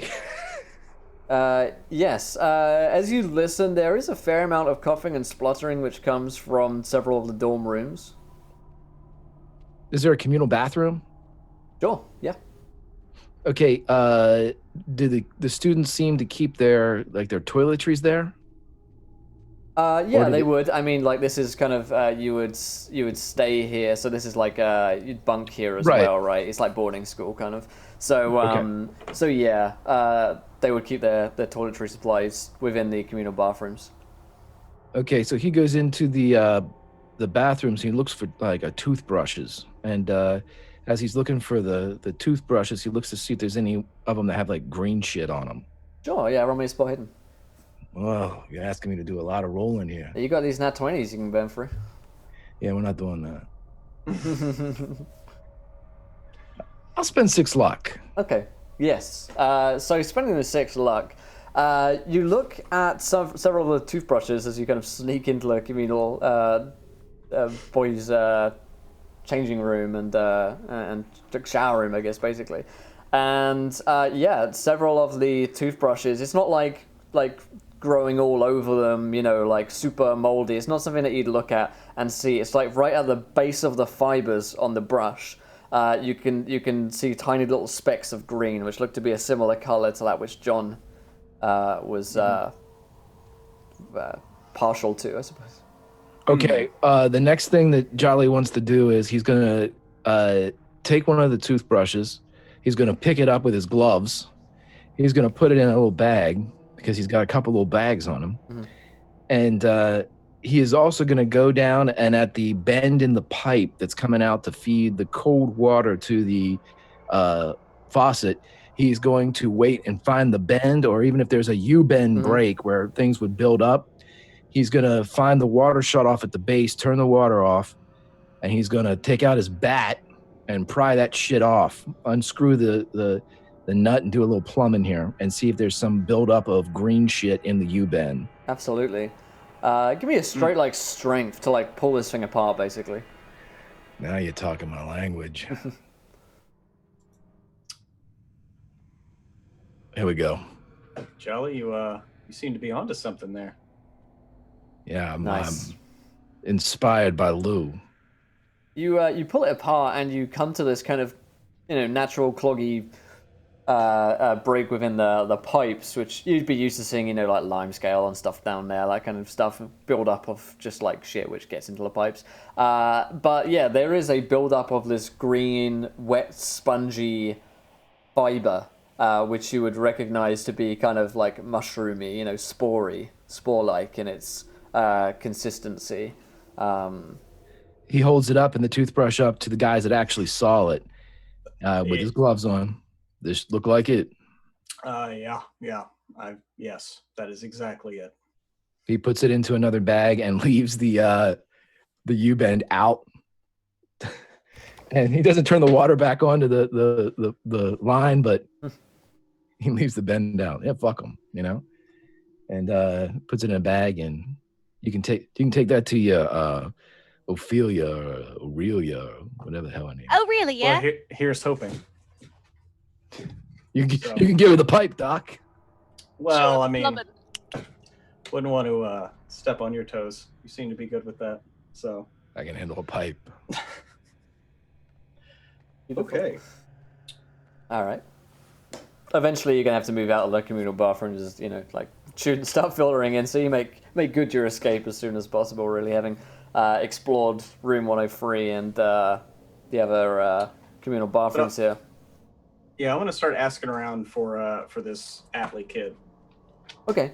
Stuart Atlee. Yeah, it will definitely take you about 20 minutes to find him, but you will do. He's not far from here. You found his dorm room, basically, which is down the same long corridor as room 103 in a communal bathroom. So he lives. Well, he lives. He bunks close to here, so you can find his door. Okay. I'll go up and give a light knock. Yeah. A few moments later, I'm busy. We were all in college at one point. It's okay. Just finish up and come to the door, please.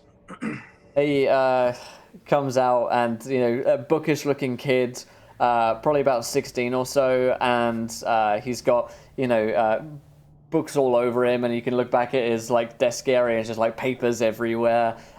He says, what is it? The room is really dark, and the brightness as you open the door kind of hurts his eyes. He clearly hasn't been out here in, some time.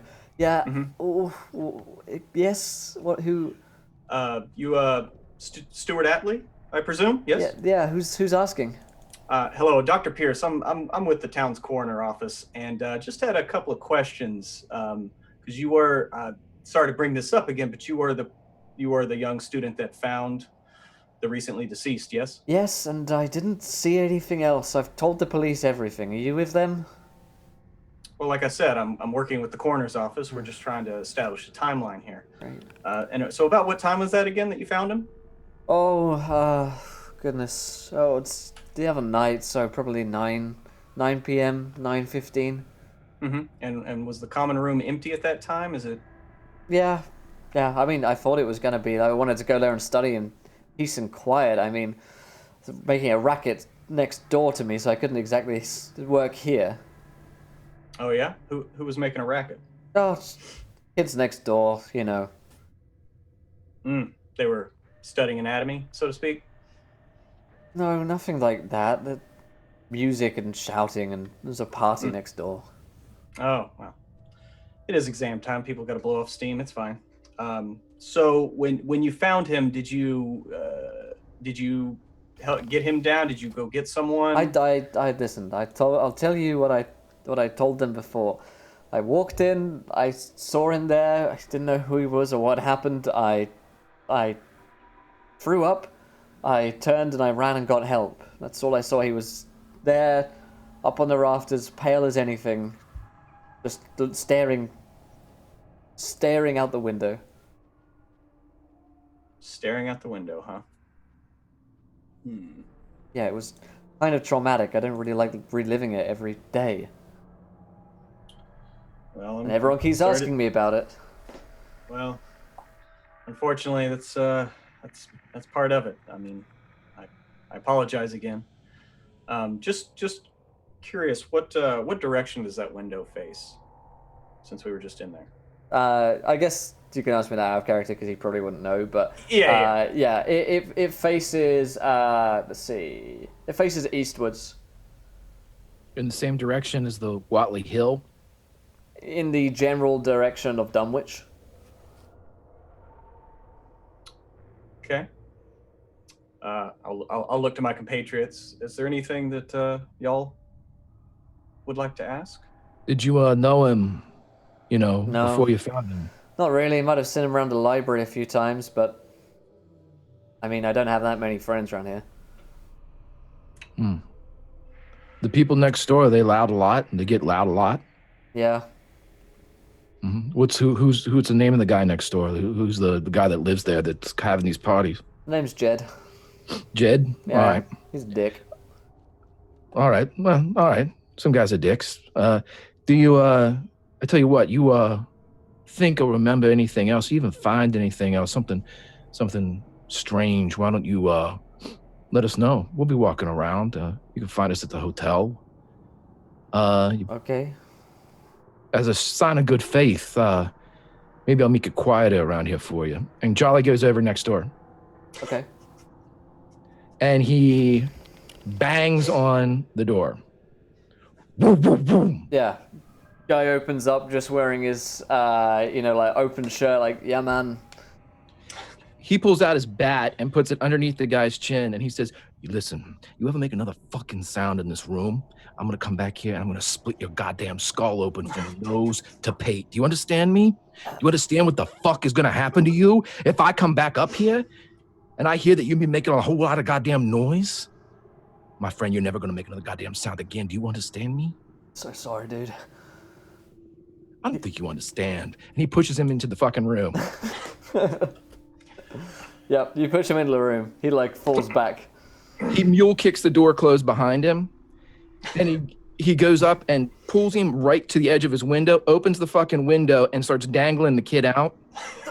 He's like, screaming. Do you understand what I'm saying? I don't want to know this bullshit. Yeah, man. I know. No, I know what you're say saying. yes, sir. Yeah, yes, man. Sir, I know what you're saying, sir.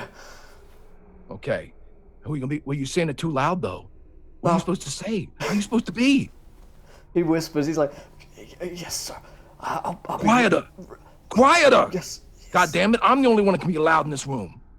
Yes. He like lets out this tiny whisper. Yes, sir. Okay. Good. Now clean your fucking pants. And he goes out and leaves. There's the other kids. Stuart is out there, and he's like, "That was so cool." Well, listen, Stuart. You think anything else, anything fun, anything that might help me and my friends here, you let us know, right? You come and talk to us, and yeah. if you hear this prick get loud, if you hear a fucking mouse fart from that room, you come get me. Got it? I will. Yeah, totally. Stuart. Don't drink the fucking water. What? And Jolly walks off. Okay, I won't. Yeah, you should not do that. Trust me, he's a doctor. Totally, yeah. Right on, man. Stuart, one last thing. What was it that you study here? Oh, mathematics, yeah. Oh, any particular field of mathematics? Oh, algebra. Yeah, a bit of algebra. Pythagoras and all that, you know. This is Will knowing shit all about maths. Yeah, you know, like equations and shit. Oh, like, yeah. Like 1 + 2 + 3, you know what I'm saying, man? And A² = B² and shit. Foil, yes. Mm-hmm. Yeah. Yeah, totally. Yep. Well, good luck with that. Take care. A² = B². Yep, he's loving it. So he goes back in. He's all like puffed up and proud. I mean, by this time it's been a good hour, so you can go and meet with Dr. Aurelia Smith back in her offices as they are. Mm-hmm. So yeah, she's there, blonde, hair tied back, mid-30s, pretty. Looks pleased to see you. Yes, we're going off, I suppose. Well, yes, we will do that in just a minute, but perhaps before we leave, you would like to take a look at a sample that we found here. Yep. And she's a sample. Okay, what kind of sample are we talking here? I'll kind of look over at Jolly and be like, would you mind if I showed the lady what you found? My pipe? Yeah, sure. You can show her my pipe, Doc. Oh yeah, you can handle it. Though. It might take two of us. She looks back between the two of you nervously. No, there's a U-bend and a plumbing apparatus, ma'am. Here, he takes out the bag that has the U-bend in it, And he takes out the toothbrush and he hands it Mr. to her. Sloan, are any of those locations there nearby Arkham, nearby the university? If I'm not mistaken, they were in Dunwich, right? Correct. Yeah, they. I'll bring up the map again here for the. Dun area. Yeah, none are particularly near the university. Yeah. I mean, the closest one to university would be 103. Interesting. And how could I estimate how long it would take to travel there? To Dunwich, I believe you're like 30 miles away. Okay, so it's a 20 miles to Aylesbury, 10 miles to Dunwich. It's a fair old lick. Is there one that's like due east of the murder position? Like the crosses would have crossed Waits' line of sight as he was dangling there? No, I mean there's nothing that would align perfectly on a map to where Waits was looking to any location on the map, really. I mean, like, in theory, if you took his gaze and like drew that on a line, you know, as far as possible, like maybe it would get some of them, but it'd probably hit several of them, and the variance involved in that. I mean, like, there's no way he could look towards one tiny location which is 30 miles away, Okay. just hidden in a valley somewhere. But they are the direction of the window, though. Correct. Generally. I mean, all of them generally are in the direction of the window. Wow. Now, Mr. Sloan, I am interested in these locations and the boys' research, but I have to admit that regardless of whether or not this is a suicide or something else is going on, my more immediate concern has now moved to this fungus. You see, Hey, I washed. well, no. You look great. It's the boys' bathroom. We found a lot of the same fungus that was inside John Waits' mouth in the bathroom, and I'm worried that there might be a serious infestation that could pose some sort of medical threat. What were you doing in the boys' bathroom? Yeah, well, what are you doing in the Smoking. Yeah. Smoking. Yeah. Fair. Doctor, Kip, What? wonder if we maybe should check our bathroom. All right. Is this a town-wide thing, or is this focused on the university? I don't know. I would imagine if it is contaminating the water, it is a town-wide thing. I would not drink any of the water in this town. All right, I'm Well, going to that perhaps- bar earlier then, and because perhaps Yeah. even, safer. Good thing I drink booze. and perhaps so. even contacting the authorities might be a good idea. Nope, we should never contact the cops. Well, about I think- anything, ever. Yeah, I think we should put a pin in that, because I agree with that. The cops were. Connolly did say that the cops were eager to put this to rest, so to speak, and even not knowing what this fungus was on his mouth. So, seems to me they want to bury this in more ways than one. Yeah, they want to give the body back to her for her to get rid of it, so there's no evidence. Mhm. Something tells me they probably already know about this. If I'm the only person that figured this out in this whole town, they got big Dave, you're a problems. fucking genius. I also Yeah, he's also very stable. I wonder about that Dr. Smith, too. It seems strange that a botanist would not be aware of this situation. If it's in the boys' bathroom, then it must be pretty widespread, yes? That's a fair assumption. Things do tend to spread in the boys' bathroom. Mm-hmm. Oh, But boy. Especially around exam time. What about the boy's mother? His was his girlfriend there too? Yeah, they're dead end. There's nothing there. He goes over and checks the pipe immediately as they start talking about the mother and the girlfriend. I help. Good idea. People to check a pipe. I'll do it. Yep. Yes, it is a two-man Let's pipe. go to that. Yeah. Cannon. Yeah, it's canon. You bust open the pipe, take a look inside, and like there is definitely trace of green fungus within the pipes here. Definitely trace. Not so much of a build-up. Yeah, there's some of it. What? I mean, If let's we bear in checked- mind as well. Pretty much everyone has showered here, and you did have tea Yeah. here as well. Oh. It's I never had tea. I never said that. I did shower. I think I, bathing. gar- shower. I think showering in it might do it. Yeah. Hmm. I gargled that shit. So Huh. So that I wonder then if maybe we could get Lou to check the women's bathroom at the university, see if the men's was targeted. I think it's safe to say that if the water in our room is contaminated, that it will be all over the place. Mm-hmm. It's safe to say that the town's water has been contaminated and everyone in the town is at risk. We could check the sewers, see how much of it's down there. so, I would rather not go Oh, down. fine, it was an idea, I'm just No. saying, I've got people. We can maybe check it out. Maybe some of your friends, Lou, Yeah. they've come in contact with this. Maybe. I don't know. We haven't seen them since we've been here. No one wants Yeah, to go to where- Cardboard Town. Where is your adoring masses, actually? They're in Cardboard Town. Cardboard Listen to Town. So Yep. furthering the question, where's Cardboard Town? everybody, listen to yourselves here. All right, go ahead.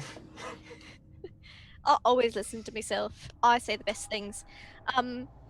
Yeah, Cardboard Town. It's like you go down the street and then you take an alley and then you go down another alley and then there's past, like 3 trash cans. There's a third alley and then it's right in there and it's like a really big alley with a lot of, it's like a condominium but out of cardboard. Because, actual building materials are very expensive and people just throw away cardboard all the time. Well, probably- perhaps we will have to look into that at some point. Yeah, Yep. it's probably easier to get permits for that too. Yeah, you don't have to get any permits for it, actually. You just kind of have to relocate sometimes. Because them coppers, I tell you, they like to row through there and sometimes send people off to the asylum. Like it's fun for them or something. Did you We're show the not crazy. botanist the body? Not yet. We actually need to go scoop her up. We showed her the pipe that Jolly found, and so she's looking at that right now. You're gonna sweep her off your feet. Off her feet. I'm a doctor, not a janitor. Damn it. Yep. Forget. Perhaps we should go speak Oh, to Dr. Smith again. By the time we get there, maybe she'll be done with her initial look at everything. But depending on what she says, I don't. Something seems off to me about that woman. It's just a gut feeling right now. Well, she was in my presence, so that tends to happen. I'm just saying. Oh yes, yep. I could see that. I could see that. Definitely. Let us go meet her. Yes. Yes. Right. All right, back to the Miskatonic University, back to the greenhouse area where Dr. Aurelia Smith, young, 30, blonde, glasses, pretty, happy to see you, has been studying the fungus that you found in the boys' washroom. And she looks up from her desk as you come in. Oh, good, you're back. Well, I've done some initial tests around the spores, and she's actually got like a mask on over her face. She moves away from the fungus itself and kind of puts the mask down and says, "So I'm a little worried, but I nothing is conclusive yet. I mean, I really have just taken a look at this, but the fungus spores should not be breathed in. That much I am certain of. It could have a varying degree of effects upon one's neurological system. I don't believe that they are dangerous in themselves. Were one to, for instance, put it upon one's tongue, it's not going to burn your mouth away or anything like that, but a high concentration of these spores in one's breathing or perhaps diet would possibly lead to a series of neurological damages which are done to the brain." What kind of neurological damages are we talking about? Like, hallucinations? Or like... Yes, just anywhere brain- from hallucinations to, Suggestion. suggestion or outright psychotic break could be possible. Of course, it would have to be a highly concentrated dose, though. Doctor, what about a Tra- small dosage, but very often? It's possible. It's also possible that the body would build up a resistance to such a thing. I honestly don't know the extent of this spore yet, and how it would affect someone over a long period of time. What I'm saying now is conjecture. It's possible that after it may cause a mild hallucination, almost like taking a drug, and one could become addicted to it, and then the high, as it were, gets less and less, so you have to take more and more as the body builds up a natural neurological resistance to the spore. It could be that exposed usage to it becomes more and more dangerous. Do you believe that the students know of this? They are using it perhaps to get a high? I don't know. Honestly, I mean, I keep all of my anything which could be used here for such a purpose locked away in a cabinet, and I check it every day. I order and list it alphabetically. Nothing's been taken. I suppose it could be, but I've never heard of such a spore like this before. Have you the changing of the river and the water? How that happens during the seasons? Yes, different seasons. Well, there are several theories about it. In fact, I even believe that young Mr. Waits came to talk to me about it as I dabble here and there. I actually wrote a book on the matter, a paper on the matter. Yes, we do believe it is seasonal. That is the strongest scientific explanation for this, that there is some kind of root or a spore, perhaps, and it as of yet unidentified. And it has been going for many, many years, yes? Well, there have been reports from as far as back when the ancient Hyperboreans were here that they had problems with the water supplies. One of the theories that I wrote in that paper was the reason that the ancient Hyperboreans left was because the water source in the Miskatonic river became unusable for them and they were forced to move away. And indeed, I could go so far as to link that back to many of the ancient groups that lived here.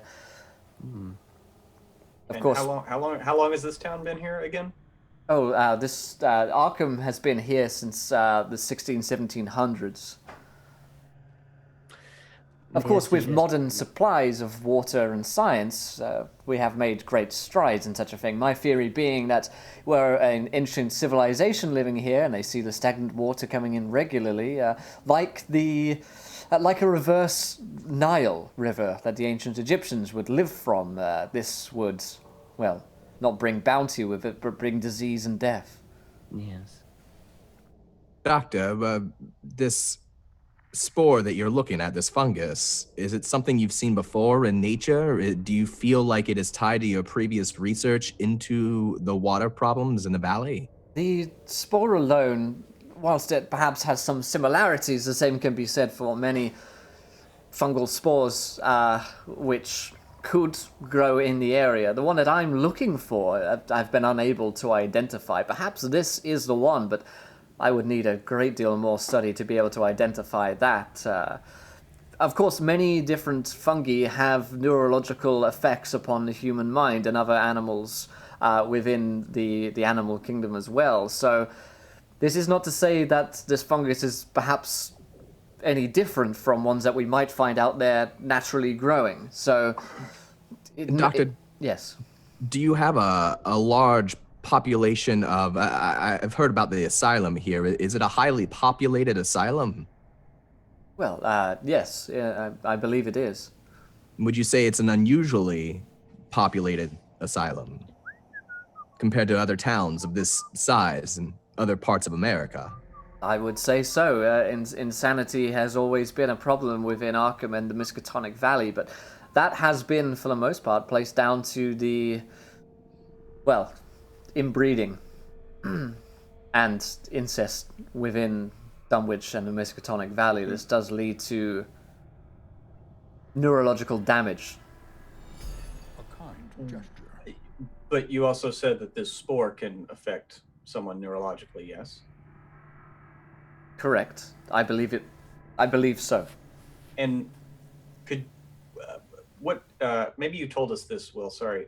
What's the suicide rate in this area? Is it much higher than... It is unnaturally high, yeah.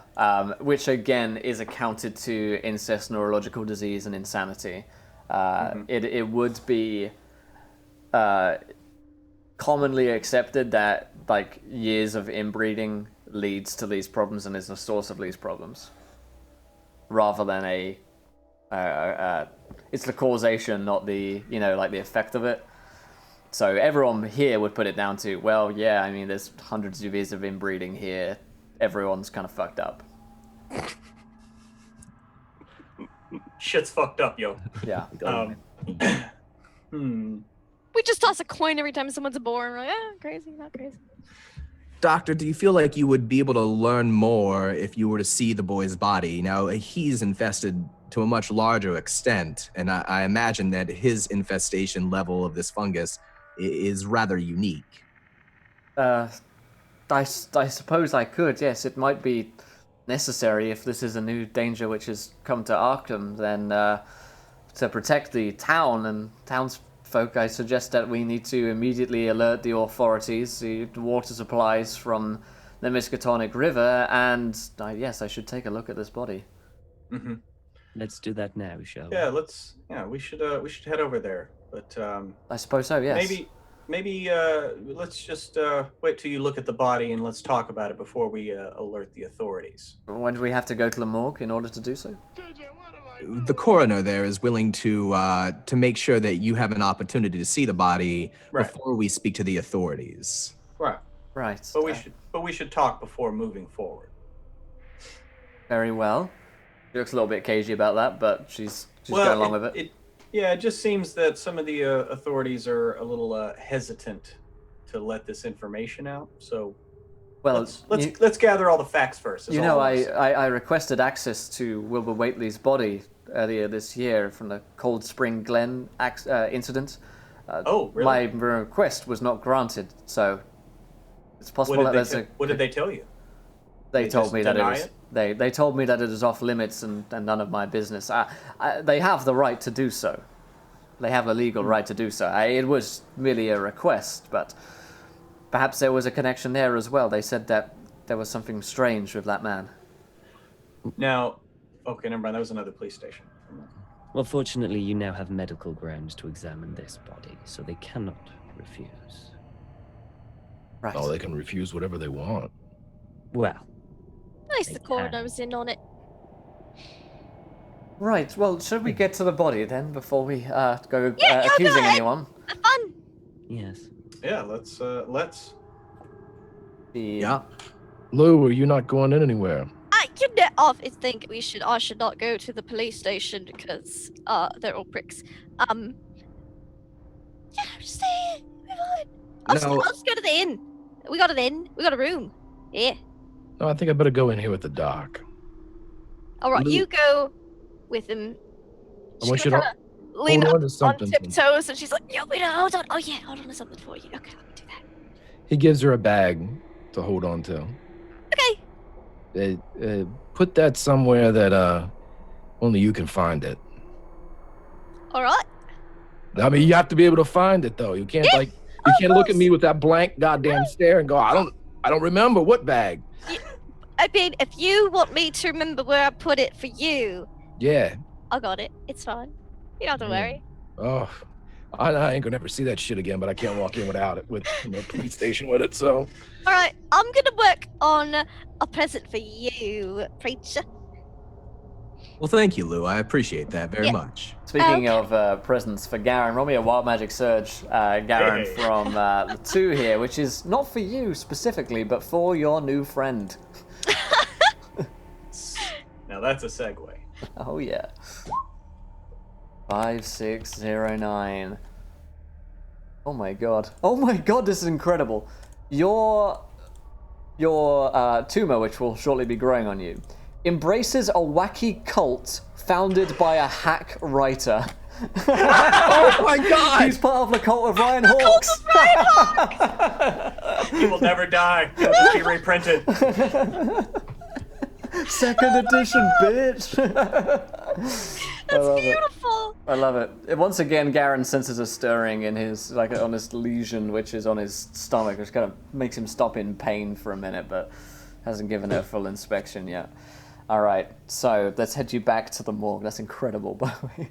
You head back. Awesome wild magic surge, Latu. Yeah, it's fucking awesome.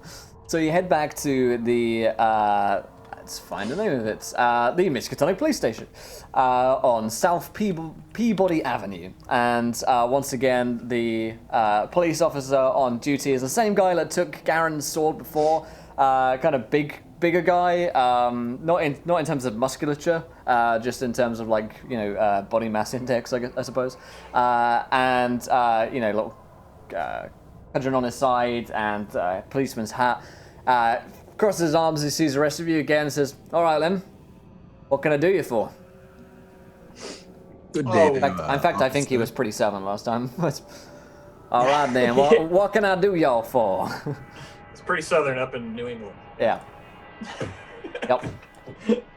Yeah, well, we have an appointment with Dr. Connolly. He allowed us to go do some investigation, come back, talk with him about what we found. Yeah, he says, "Well, Carrington's out at the moment, but I suppose I can let you in for a little bit." Yeah, we can, we can wait on him for a bit, see if he comes back. Sure. I'm gonna have to check y'all again, you realize. Sloan empties yep. pockets You're- again. Yeah, you're obviously a competent police officer. We wouldn't expect anything different. He gives everyone a quick rundown, I suppose. Sloan, he is going to question the snake if you bring it. Okay. What if it's a wooden It's my staff? pet. Yeah, he says, "I can't allow snakes into the morgue, you understand? Would you prefer to hold it? We'll keep it in a place here, I'm sure. We just can't let that inside. Where will you keep it? In storage." Storage. It might kill it. "Well, then don't bring snakes into my police station, boy." Very well. I will be right back. And he just he takes it and then basically puts the snake in some like grass or something just outside and then walks back in. Creepy. I love it. All I'm right. ready now. Yeah, he lets you through into the morgue. There is just a young woman in here in a lab coat, and she seems to be at the kind of desk doing kind of paperwork. And he closes the door to this cold morgue. There's no sight of Dr. Carrington. She looks up and says, "Yes?" Well, hello. I'm Dr. Pierce. I don't believe we've made an acquaintance. "Oh, you must be the ones that the doctor said would be back." "Yes, he's out for a little while, but you can take a look around." "My name is Cassandra, by the way." Well, hello, Cassandra. Do you mind if we have a look at the deceased that we were examining earlier? "Yes, you can take a quick look, I suppose." Sure. Why don't we do that? And I'll just kind of motion for them and just continue to talk to her and basically just try to distract her while Dr. Smith does her thing. Okay. So Miss Aurelia Smith kind of comes over and takes a look at the body as you're kind of distracting this Cassandra lady. She takes a look at it. She's going to take like 10 minutes doing this. And after she's done, she kind of like goes in there, touches some bits. She's pretty squeamish about it as well. So she really doesn't enjoy this, but she kind of does it because she knows that she kind of has to. She goes in, and after that, she kind of reports back and says, and says this quietly to the group of you so that Cassandra can't hear. "Well, I'm sure it's the same. It's the same strain of spore. This is a particularly bad case. He's had a long build-up of concentrated doses of the spores, which would inevitably lead to. I mean, it could lead to anything, but certainly it's damaged his mind, and perhaps did lead to his suicide. But this would be enough to drive anyone insane, I'd say." So really, are you saying that this is probably from another source other than just the pipe in the boys' restroom? I would suspect so, yes. Are you saying that this does it look like he inhaled all these, or did someone Most likely an inhalation. I'd suspect, yes. Perhaps a series of inhalations. Interesting. A highly concentrated area somewhere. Yeah. Would he have been aware of it? At first, I'd imagine so, yes. But if indeed this has the same level of neurological damage that I suspect it does, then one could become an unwitting addict. Doctor, does his body pose a threat with as concentrated as it is inside of him right now? No, I don't believe so. There is no life left within them. They have a relatively short lifespan, it would seem, which means that they work effectively when in large doses. If everyone in Arkham were to be subject to this same, well, let's just say that you'd be dealing with a mass hysteria. Yes. So do you not see it wise to now inform the authorities? Well, I rather think that it might be wise to inform the authorities so that people can stop drinking the water, or at least we could do something to filter it, perhaps, or find the source of it. I mean... I absolutely agree. Yes. So shall we go do that now, then? Right, yes. Well, I'll be there to back you up, I suppose. Well, I think it would be better coming from you, an actual professional in this field. And with their familiarity with you in the town, Yes. it might lend more credence to the claim. Yes, if anything, we would just get in your way. So if you will allow us just to sulk away. Right, I suppose I'll find the commissioner then. Yes, I think you should. Right, well, this is all very, very troubling indeed. Don't worry, Doctor. You potentially could have saved this entire town. They're going to throw parades in your honor. Have no illusions of grandeur. Just hope that we can help people here. It also means that, we might also be infected. Yes. Well, if you're not having your illusions of grandeur, then you're probably not infected right now. So, at least you got that on your side, right? I Sorry, suppose I'm so. just trying to calm you down a little bit. That's Yes, well, I'm furiously going back over everything that I've done in the past week or so to see if anything in there just doesn't make sense. But right, I'll speak to the commissioner and I'll see what I can do. Is there a treatment that you could make for this, Doc? Some type of, I don't know, an antidote or... She kind of stumbles over all of the reasons, like, scientifically why, like, she can't just build up an antidote. Well, first of all, it's a short... Okay, I got no, basically, what I would need is a fresh sample from the source. It would need to be fresh. Perhaps I'd even need to go there. And then I'd need... I mean... the whole laboratories take years to build up antidotes to such. Take me to the source, perhaps, or bring one to me, and I could try. We'd need to get in touch with. Yeah, Doctor. there's One thing at a time. Inform the authorities. All right. Jolly. They just developed vaccines for like mumps, and that took years. So whether or not we can find something that quick. Well, I ain't too worried about me. I can breathe all kinds of shit. So I'm really more thinking about you guys, but Well, Yes, you're well, certainly a humanitarian. We should leave now, yes. So thank you so much, Doctor. You have been very helpful. We will take our leave now. Cassandra watches you go. And Dr. Aurelia Smith heads in another direction to speak with the commissioner. Yeah. I leave and get my stuff. Jolly was keeping his eyes on Cassandra the whole time. Did she seem especially interested in our discussions, more so than somebody that's just in there doing their job would? Yeah, roll me a psychology. Kip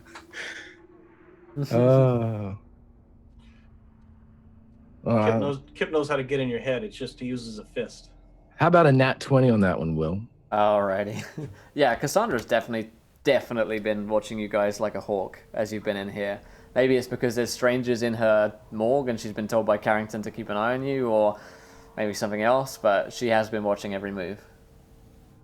On the way out, does she look like she's official, like, or just like someone brought in to do? She's not like a cop or anything, right? No, she looks like a secretary type profession, perhaps. Can I help you? Not at all. You seem rather interested in us. You're in my lab. You're This not. is your lab. It's not Dr. Carrington's lab. It's your lab. While he's out, it's mine. My responsibility, and, well, this isn't exactly legal. Which isn't exactly legal. Looking at bodies? This is Dr. Carrington's lab. He said we could come and look at these bodies, and now you're saying the rules have changed because it's your lab now. While Mr. Carrington may very well be fine... Doctor, I believe, is what they told us. He was a doctor, I think, right? That may well be so, but he does not above the law. He may very well think it's fine to rent out his lab to layabouts and miscreants like yourselves, but I, however, do not wish to risk my own professional reputation by letting just anyone have a look around. All right, well, let me ask you a question. You're a professional. What's the shit in the kid's mouth? I have no reason to talk to you whatsoever about anything to do with the patients here. Do you have an opinion? I mean, or did you miss that? If I had an opinion, why would I be telling you? I don't know, because you wanted to show me how goddamn smart you are. Oh, you think I need to impress someone like you? No. I do not feel the need to posture in front of people like yourself, or indeed anyone else. My findings and studies are my own, and they bring me all of the reputation and gratitude that I need. They do. But this is your place when Dr. Carrington's not here, and then your second fiddle. But as of right now, this is your place. Oh, fear not. One day I will have my own lab. I have no doubt. You seem to be an up-and-comer. What would it take for you to, whisper in a miscreant's ear what you think it is? You've been sitting here. You're the queen. You think you can bribe me? No, this is an ass. We're friends. Between friends, you can have these little things, these little tit for tats. Are you hitting on me?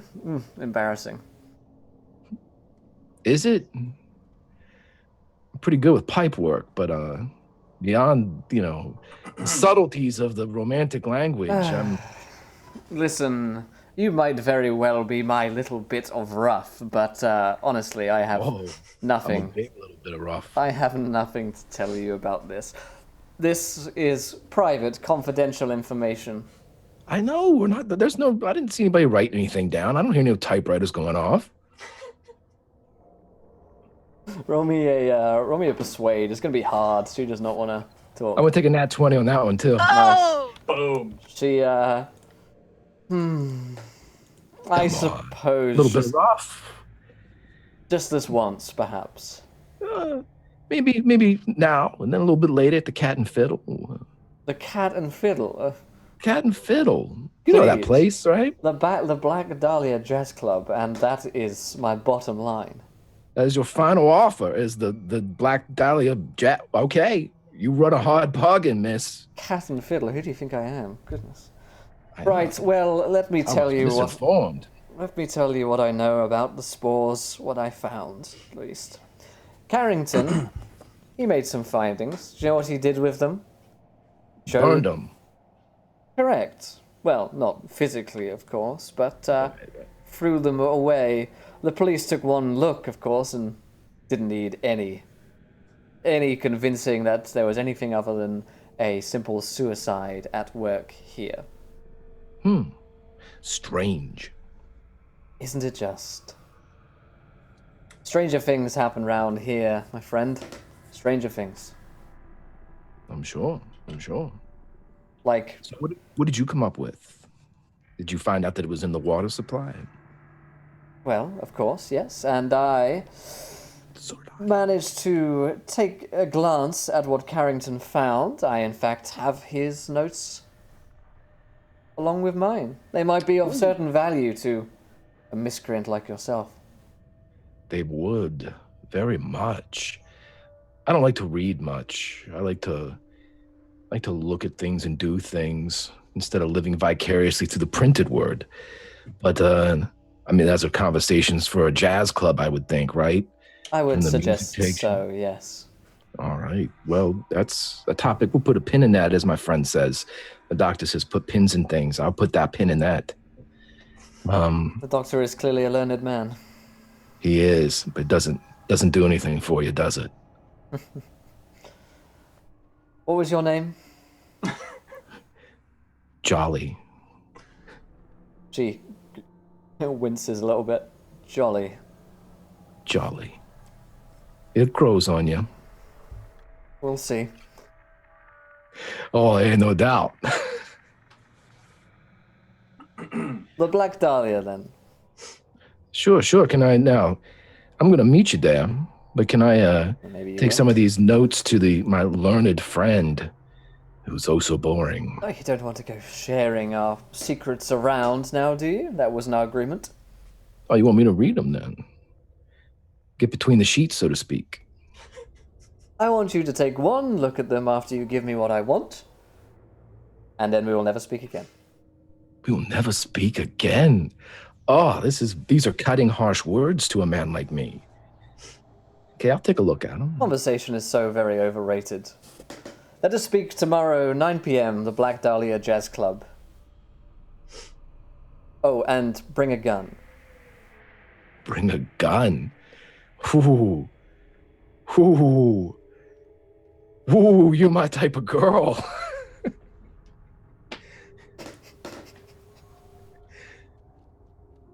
Right.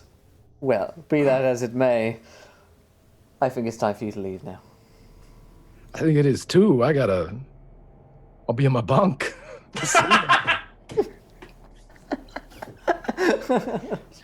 Oh, thank you, Twitch servers, for coming back online. She smiles as you leave. So Kip, you gonna show her your jazz hands there?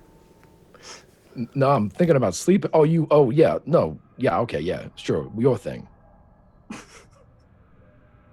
No, that's your thing. We'll see. I'm not big in jazz, but sure, all right, whatever. It'll get the job done. So we get the doctor's notes tomorrow night.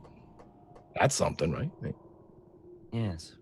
Now, these police officers don't seem too interested in the case based on what we've heard. And even if there's not some sort of conspiracy of cover-up going on, my friends, I am concerned that pure incompetency may actually be the downfall of this town, this area. Perhaps now that the perimeters of our investigation have changed, we should reach out and connect to our benefactors, our employers, and see if they have further instruction or information for us. I'm not opposed to that. I personally am still not convinced there is anything for us to do here. Fungus in the water.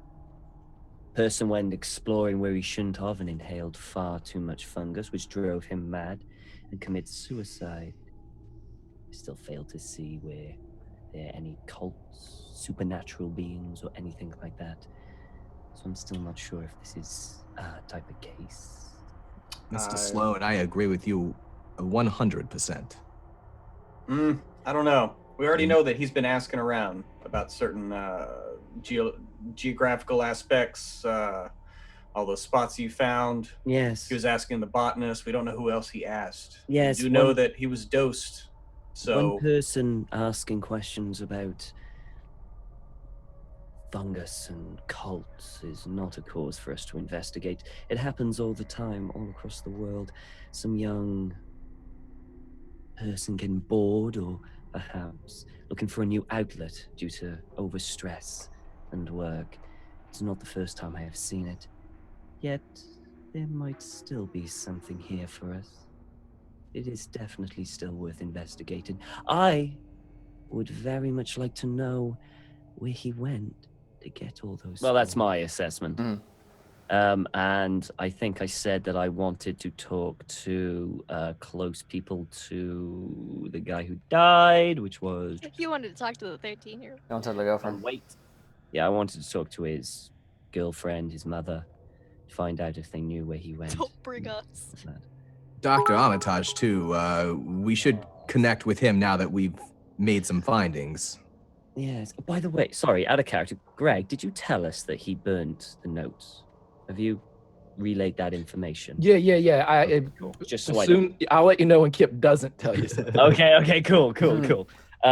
I would like to talk to the doctor too, because him burning notes, I mean, he said it with himself that student was his biggest adversary, his biggest risk to his job, as seeing he was so bright. Oh, you want me to go talk to the doc? Ooh, Since I had also talked to the other girl, the Cassandra. Yes. And I'll talk to the doc. I'll take Lou, and then that way you guys can go talk to the mom and we got them all ready. They'll be pliable. They're ready to go. They're ready to talk, sing. Yes. But I'll go somewhere else than there. You talk to the doctor, Jolly, and I do believe, don't be afraid to, as you say, make him squeal. What? You mean rough him up? Yeah, Okay. No. If Yeah. You and I got a big difference in Yeah, saying. Sloan. The squealing is for tomorrow after the Black Dahlia. Don't worry. I'll teach you about it while we go over there. Right. The doc. He got me. Now, Mr. Armitage, I don't think that he's a bad man. That's based on my first impressions, of course. But I do feel like he is a guilty man. So perhaps be sensitive, Mr. Jolly. As sensitive as you're able to be, I think he feels very guilty about the boy's death.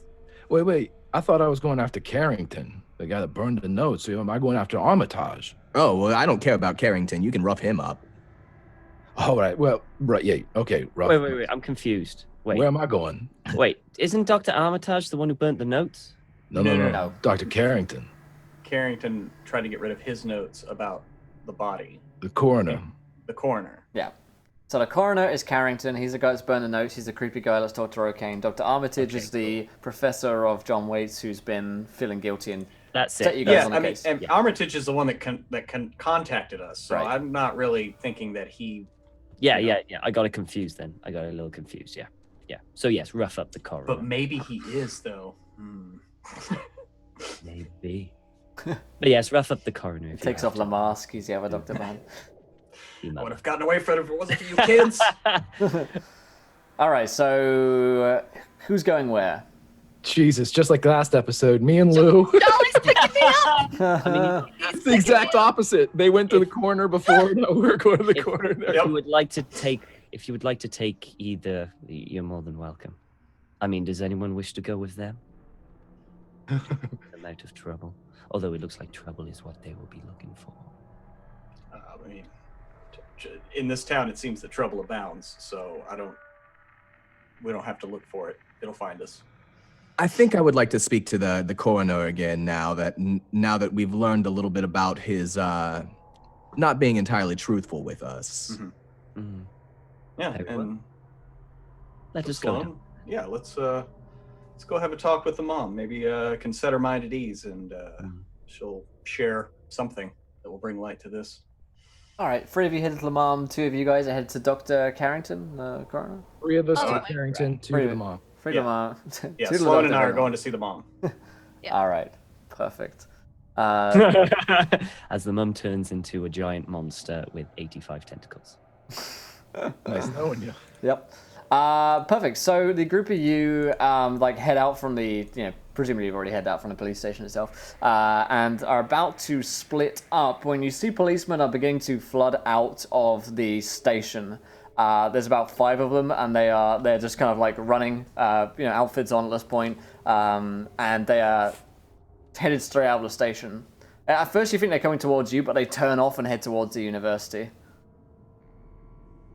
It's actually really close, otherwise they would take a car. Do they have guns out? They do, yeah. Mm. Hey, Lou, you got my bag? Oh, if you went to get Lou, you would have found her in the inn. Like, you know, like a kid colors with crayons, like stomach on the floor, legs kind of just kicked up in the air. She's doing that, but with forgery. And it's not crayons, it's like, you know, pens and inks and...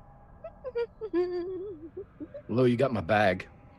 Yeah, also about that, while they were doing that, I wanted to have gone through his bag and hid everything individually. There was only one thing in the little bag I gave you. Oh, it was a carried little my big bag? Yes. Okay, well, shit. There was a gun in the big So it was a gun, and I hid it. I hid it very well. Do you know where it is? I'll do. Can you get it? Yeah, I can get it. Let's go. Okay, but So- I'm not done. Put a pin in it. That's what the doc says. All right. So you grab up your stuff. You watch these policemen. They rush straight towards university and past you guys. Do you want to follow them? Or you just want to head straight to your locations? Why don't the Carrington people follow the cops, and then the rest of you guys can head to the other people? Well, I would very much rather to see what the police are doing. Oh, okay. All right, not cop following. Garen, also, just saying, there's a lot less cops in that police station right now.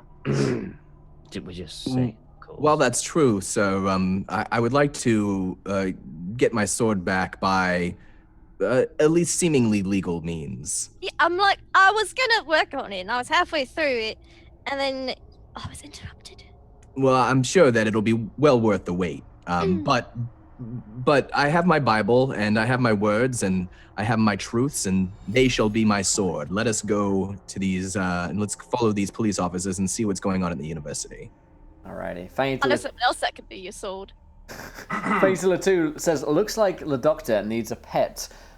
Let's roll a D100 for you, Dr. Alan Pierce. Everybody gets a pet. You get a pet. And you Larry get a is pet. coming with us. Yes, Latu is the Oprah of... Lucky 13. Lucky 13. Oh my god, this is incredible. So, this reads, sentient fungus has grown on a character. Oh shit! You could not have planned that better. That is so bad. As a group of you run out, you just see, dripping from Dr. Alan Pierce's mouth, he coughs it up, and these green spores just drip down from his mouth. And that's what we're gonna end tonight's episode. That can't be good. We're gonna bump up the invention of penicillin just a little bit in the timeline, and I'm gonna need all the penicillin. Oh, the mind fuck. The mind That's fuck. fucking awesome. That's incredible. These donations today have been on point. Spot on, man. Yeah. Oh, By the way, my what is my God. wild magic surge that somebody gave me? What would you roll? What did you roll? Oh, yeah, I should probably do that, huh? Oh my goodness. It'll be like, if you have sentient fungus, you can now fly. Yeah. 7557. 7557. Target's voice sounds like a muted trumpet. Fungus, and it's like, I'm gonna be up there on stage at the Black Dahlia tomorrow night. You're just crooning. Just be up there scatting. Oh, yes. Oh my god. That's incredible. Yeah. War, war, war. I love it. Well, thank you so much for watching the show, my friends. Sorry for the disruptions in our usual service here. Twitch has not been liking us today, but hey, we've soldiered through. We soldiered on. Let's go around the cast and crew. Did we enjoy ourselves? Where can we find you guys online? If you, of course, enjoyed the show, please let us know and hit the follow button if you haven't already. Let's go in reverse order. Pruitt, what did you think of tonight's show, my friend? Well, I have to say that this season of Call of Cthulhu is really growing on me. So there's that. Hey, womp womp. So anyway, having a blast. I mean, I absolutely love this crew. I think we have a good time, and I think it shows. Technical difficulties notwithstanding. But can't wait for next week. And if you want to find me, you can find me over on Twitter at JPruInc, or go ahead and follow WebDM Show over there. You can find the bulk of our stuff on YouTube. Just search for WebDM. And normally on Wednesday nights, you can find me and Will Jones here on Saber Dice on Twitch, but we're taking tonight off. So don't do that tonight or you'll be sadly disappointed.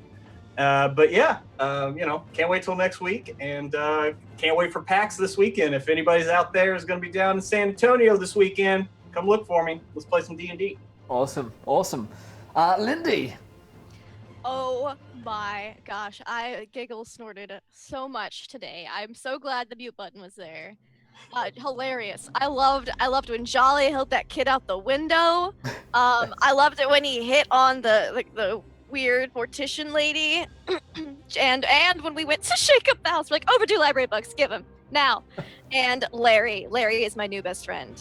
I love him so much. We're gonna have so many adventures, just doing shenanigans, just like in and out of the group. Loved it. Cannot wait for next week to see what shenanigans we get into then. But yeah, you could find me online at Laugh Love Lindy, pretty much everywhere. And I do Dungeons & Dragons, video games, and cosplay on my own channel. And I'm also on Grimjack's channel on Sunday nights doing Pub Cthulhu as a German scientist doctor. Incredible. Greg.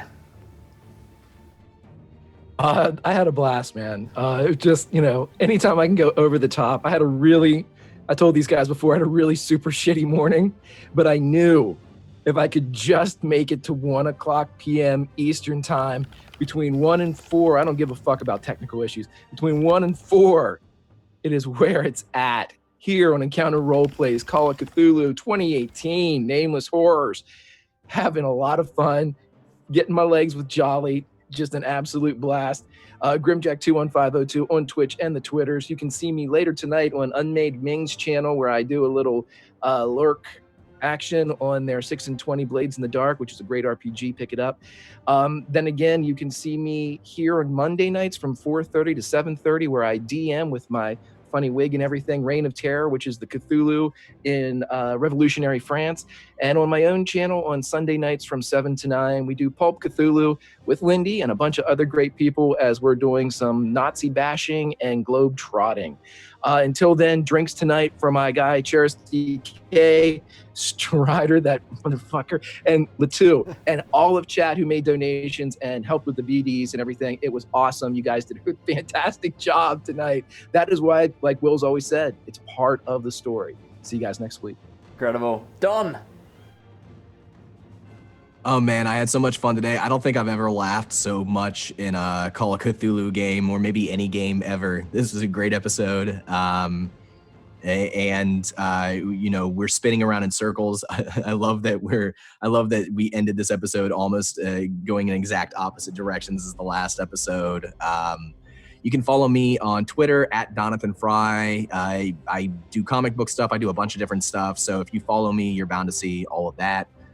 And I cannot wait for next week. I'm looking forward to finding out what's going on at the university and to more fun with these guys. Absolutely. And last but not least, Redundant UK.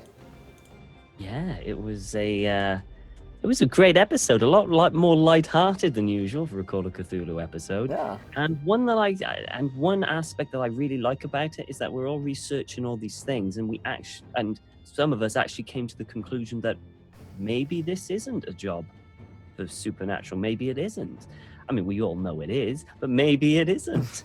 The characters don't know that yet. So it was very interesting to see that. And then at some point, something's going to happen, possibly at the university. But it's interesting. There's a lot of investigation. There's a lot of, little things that you have to kind of get your head around. And I like that.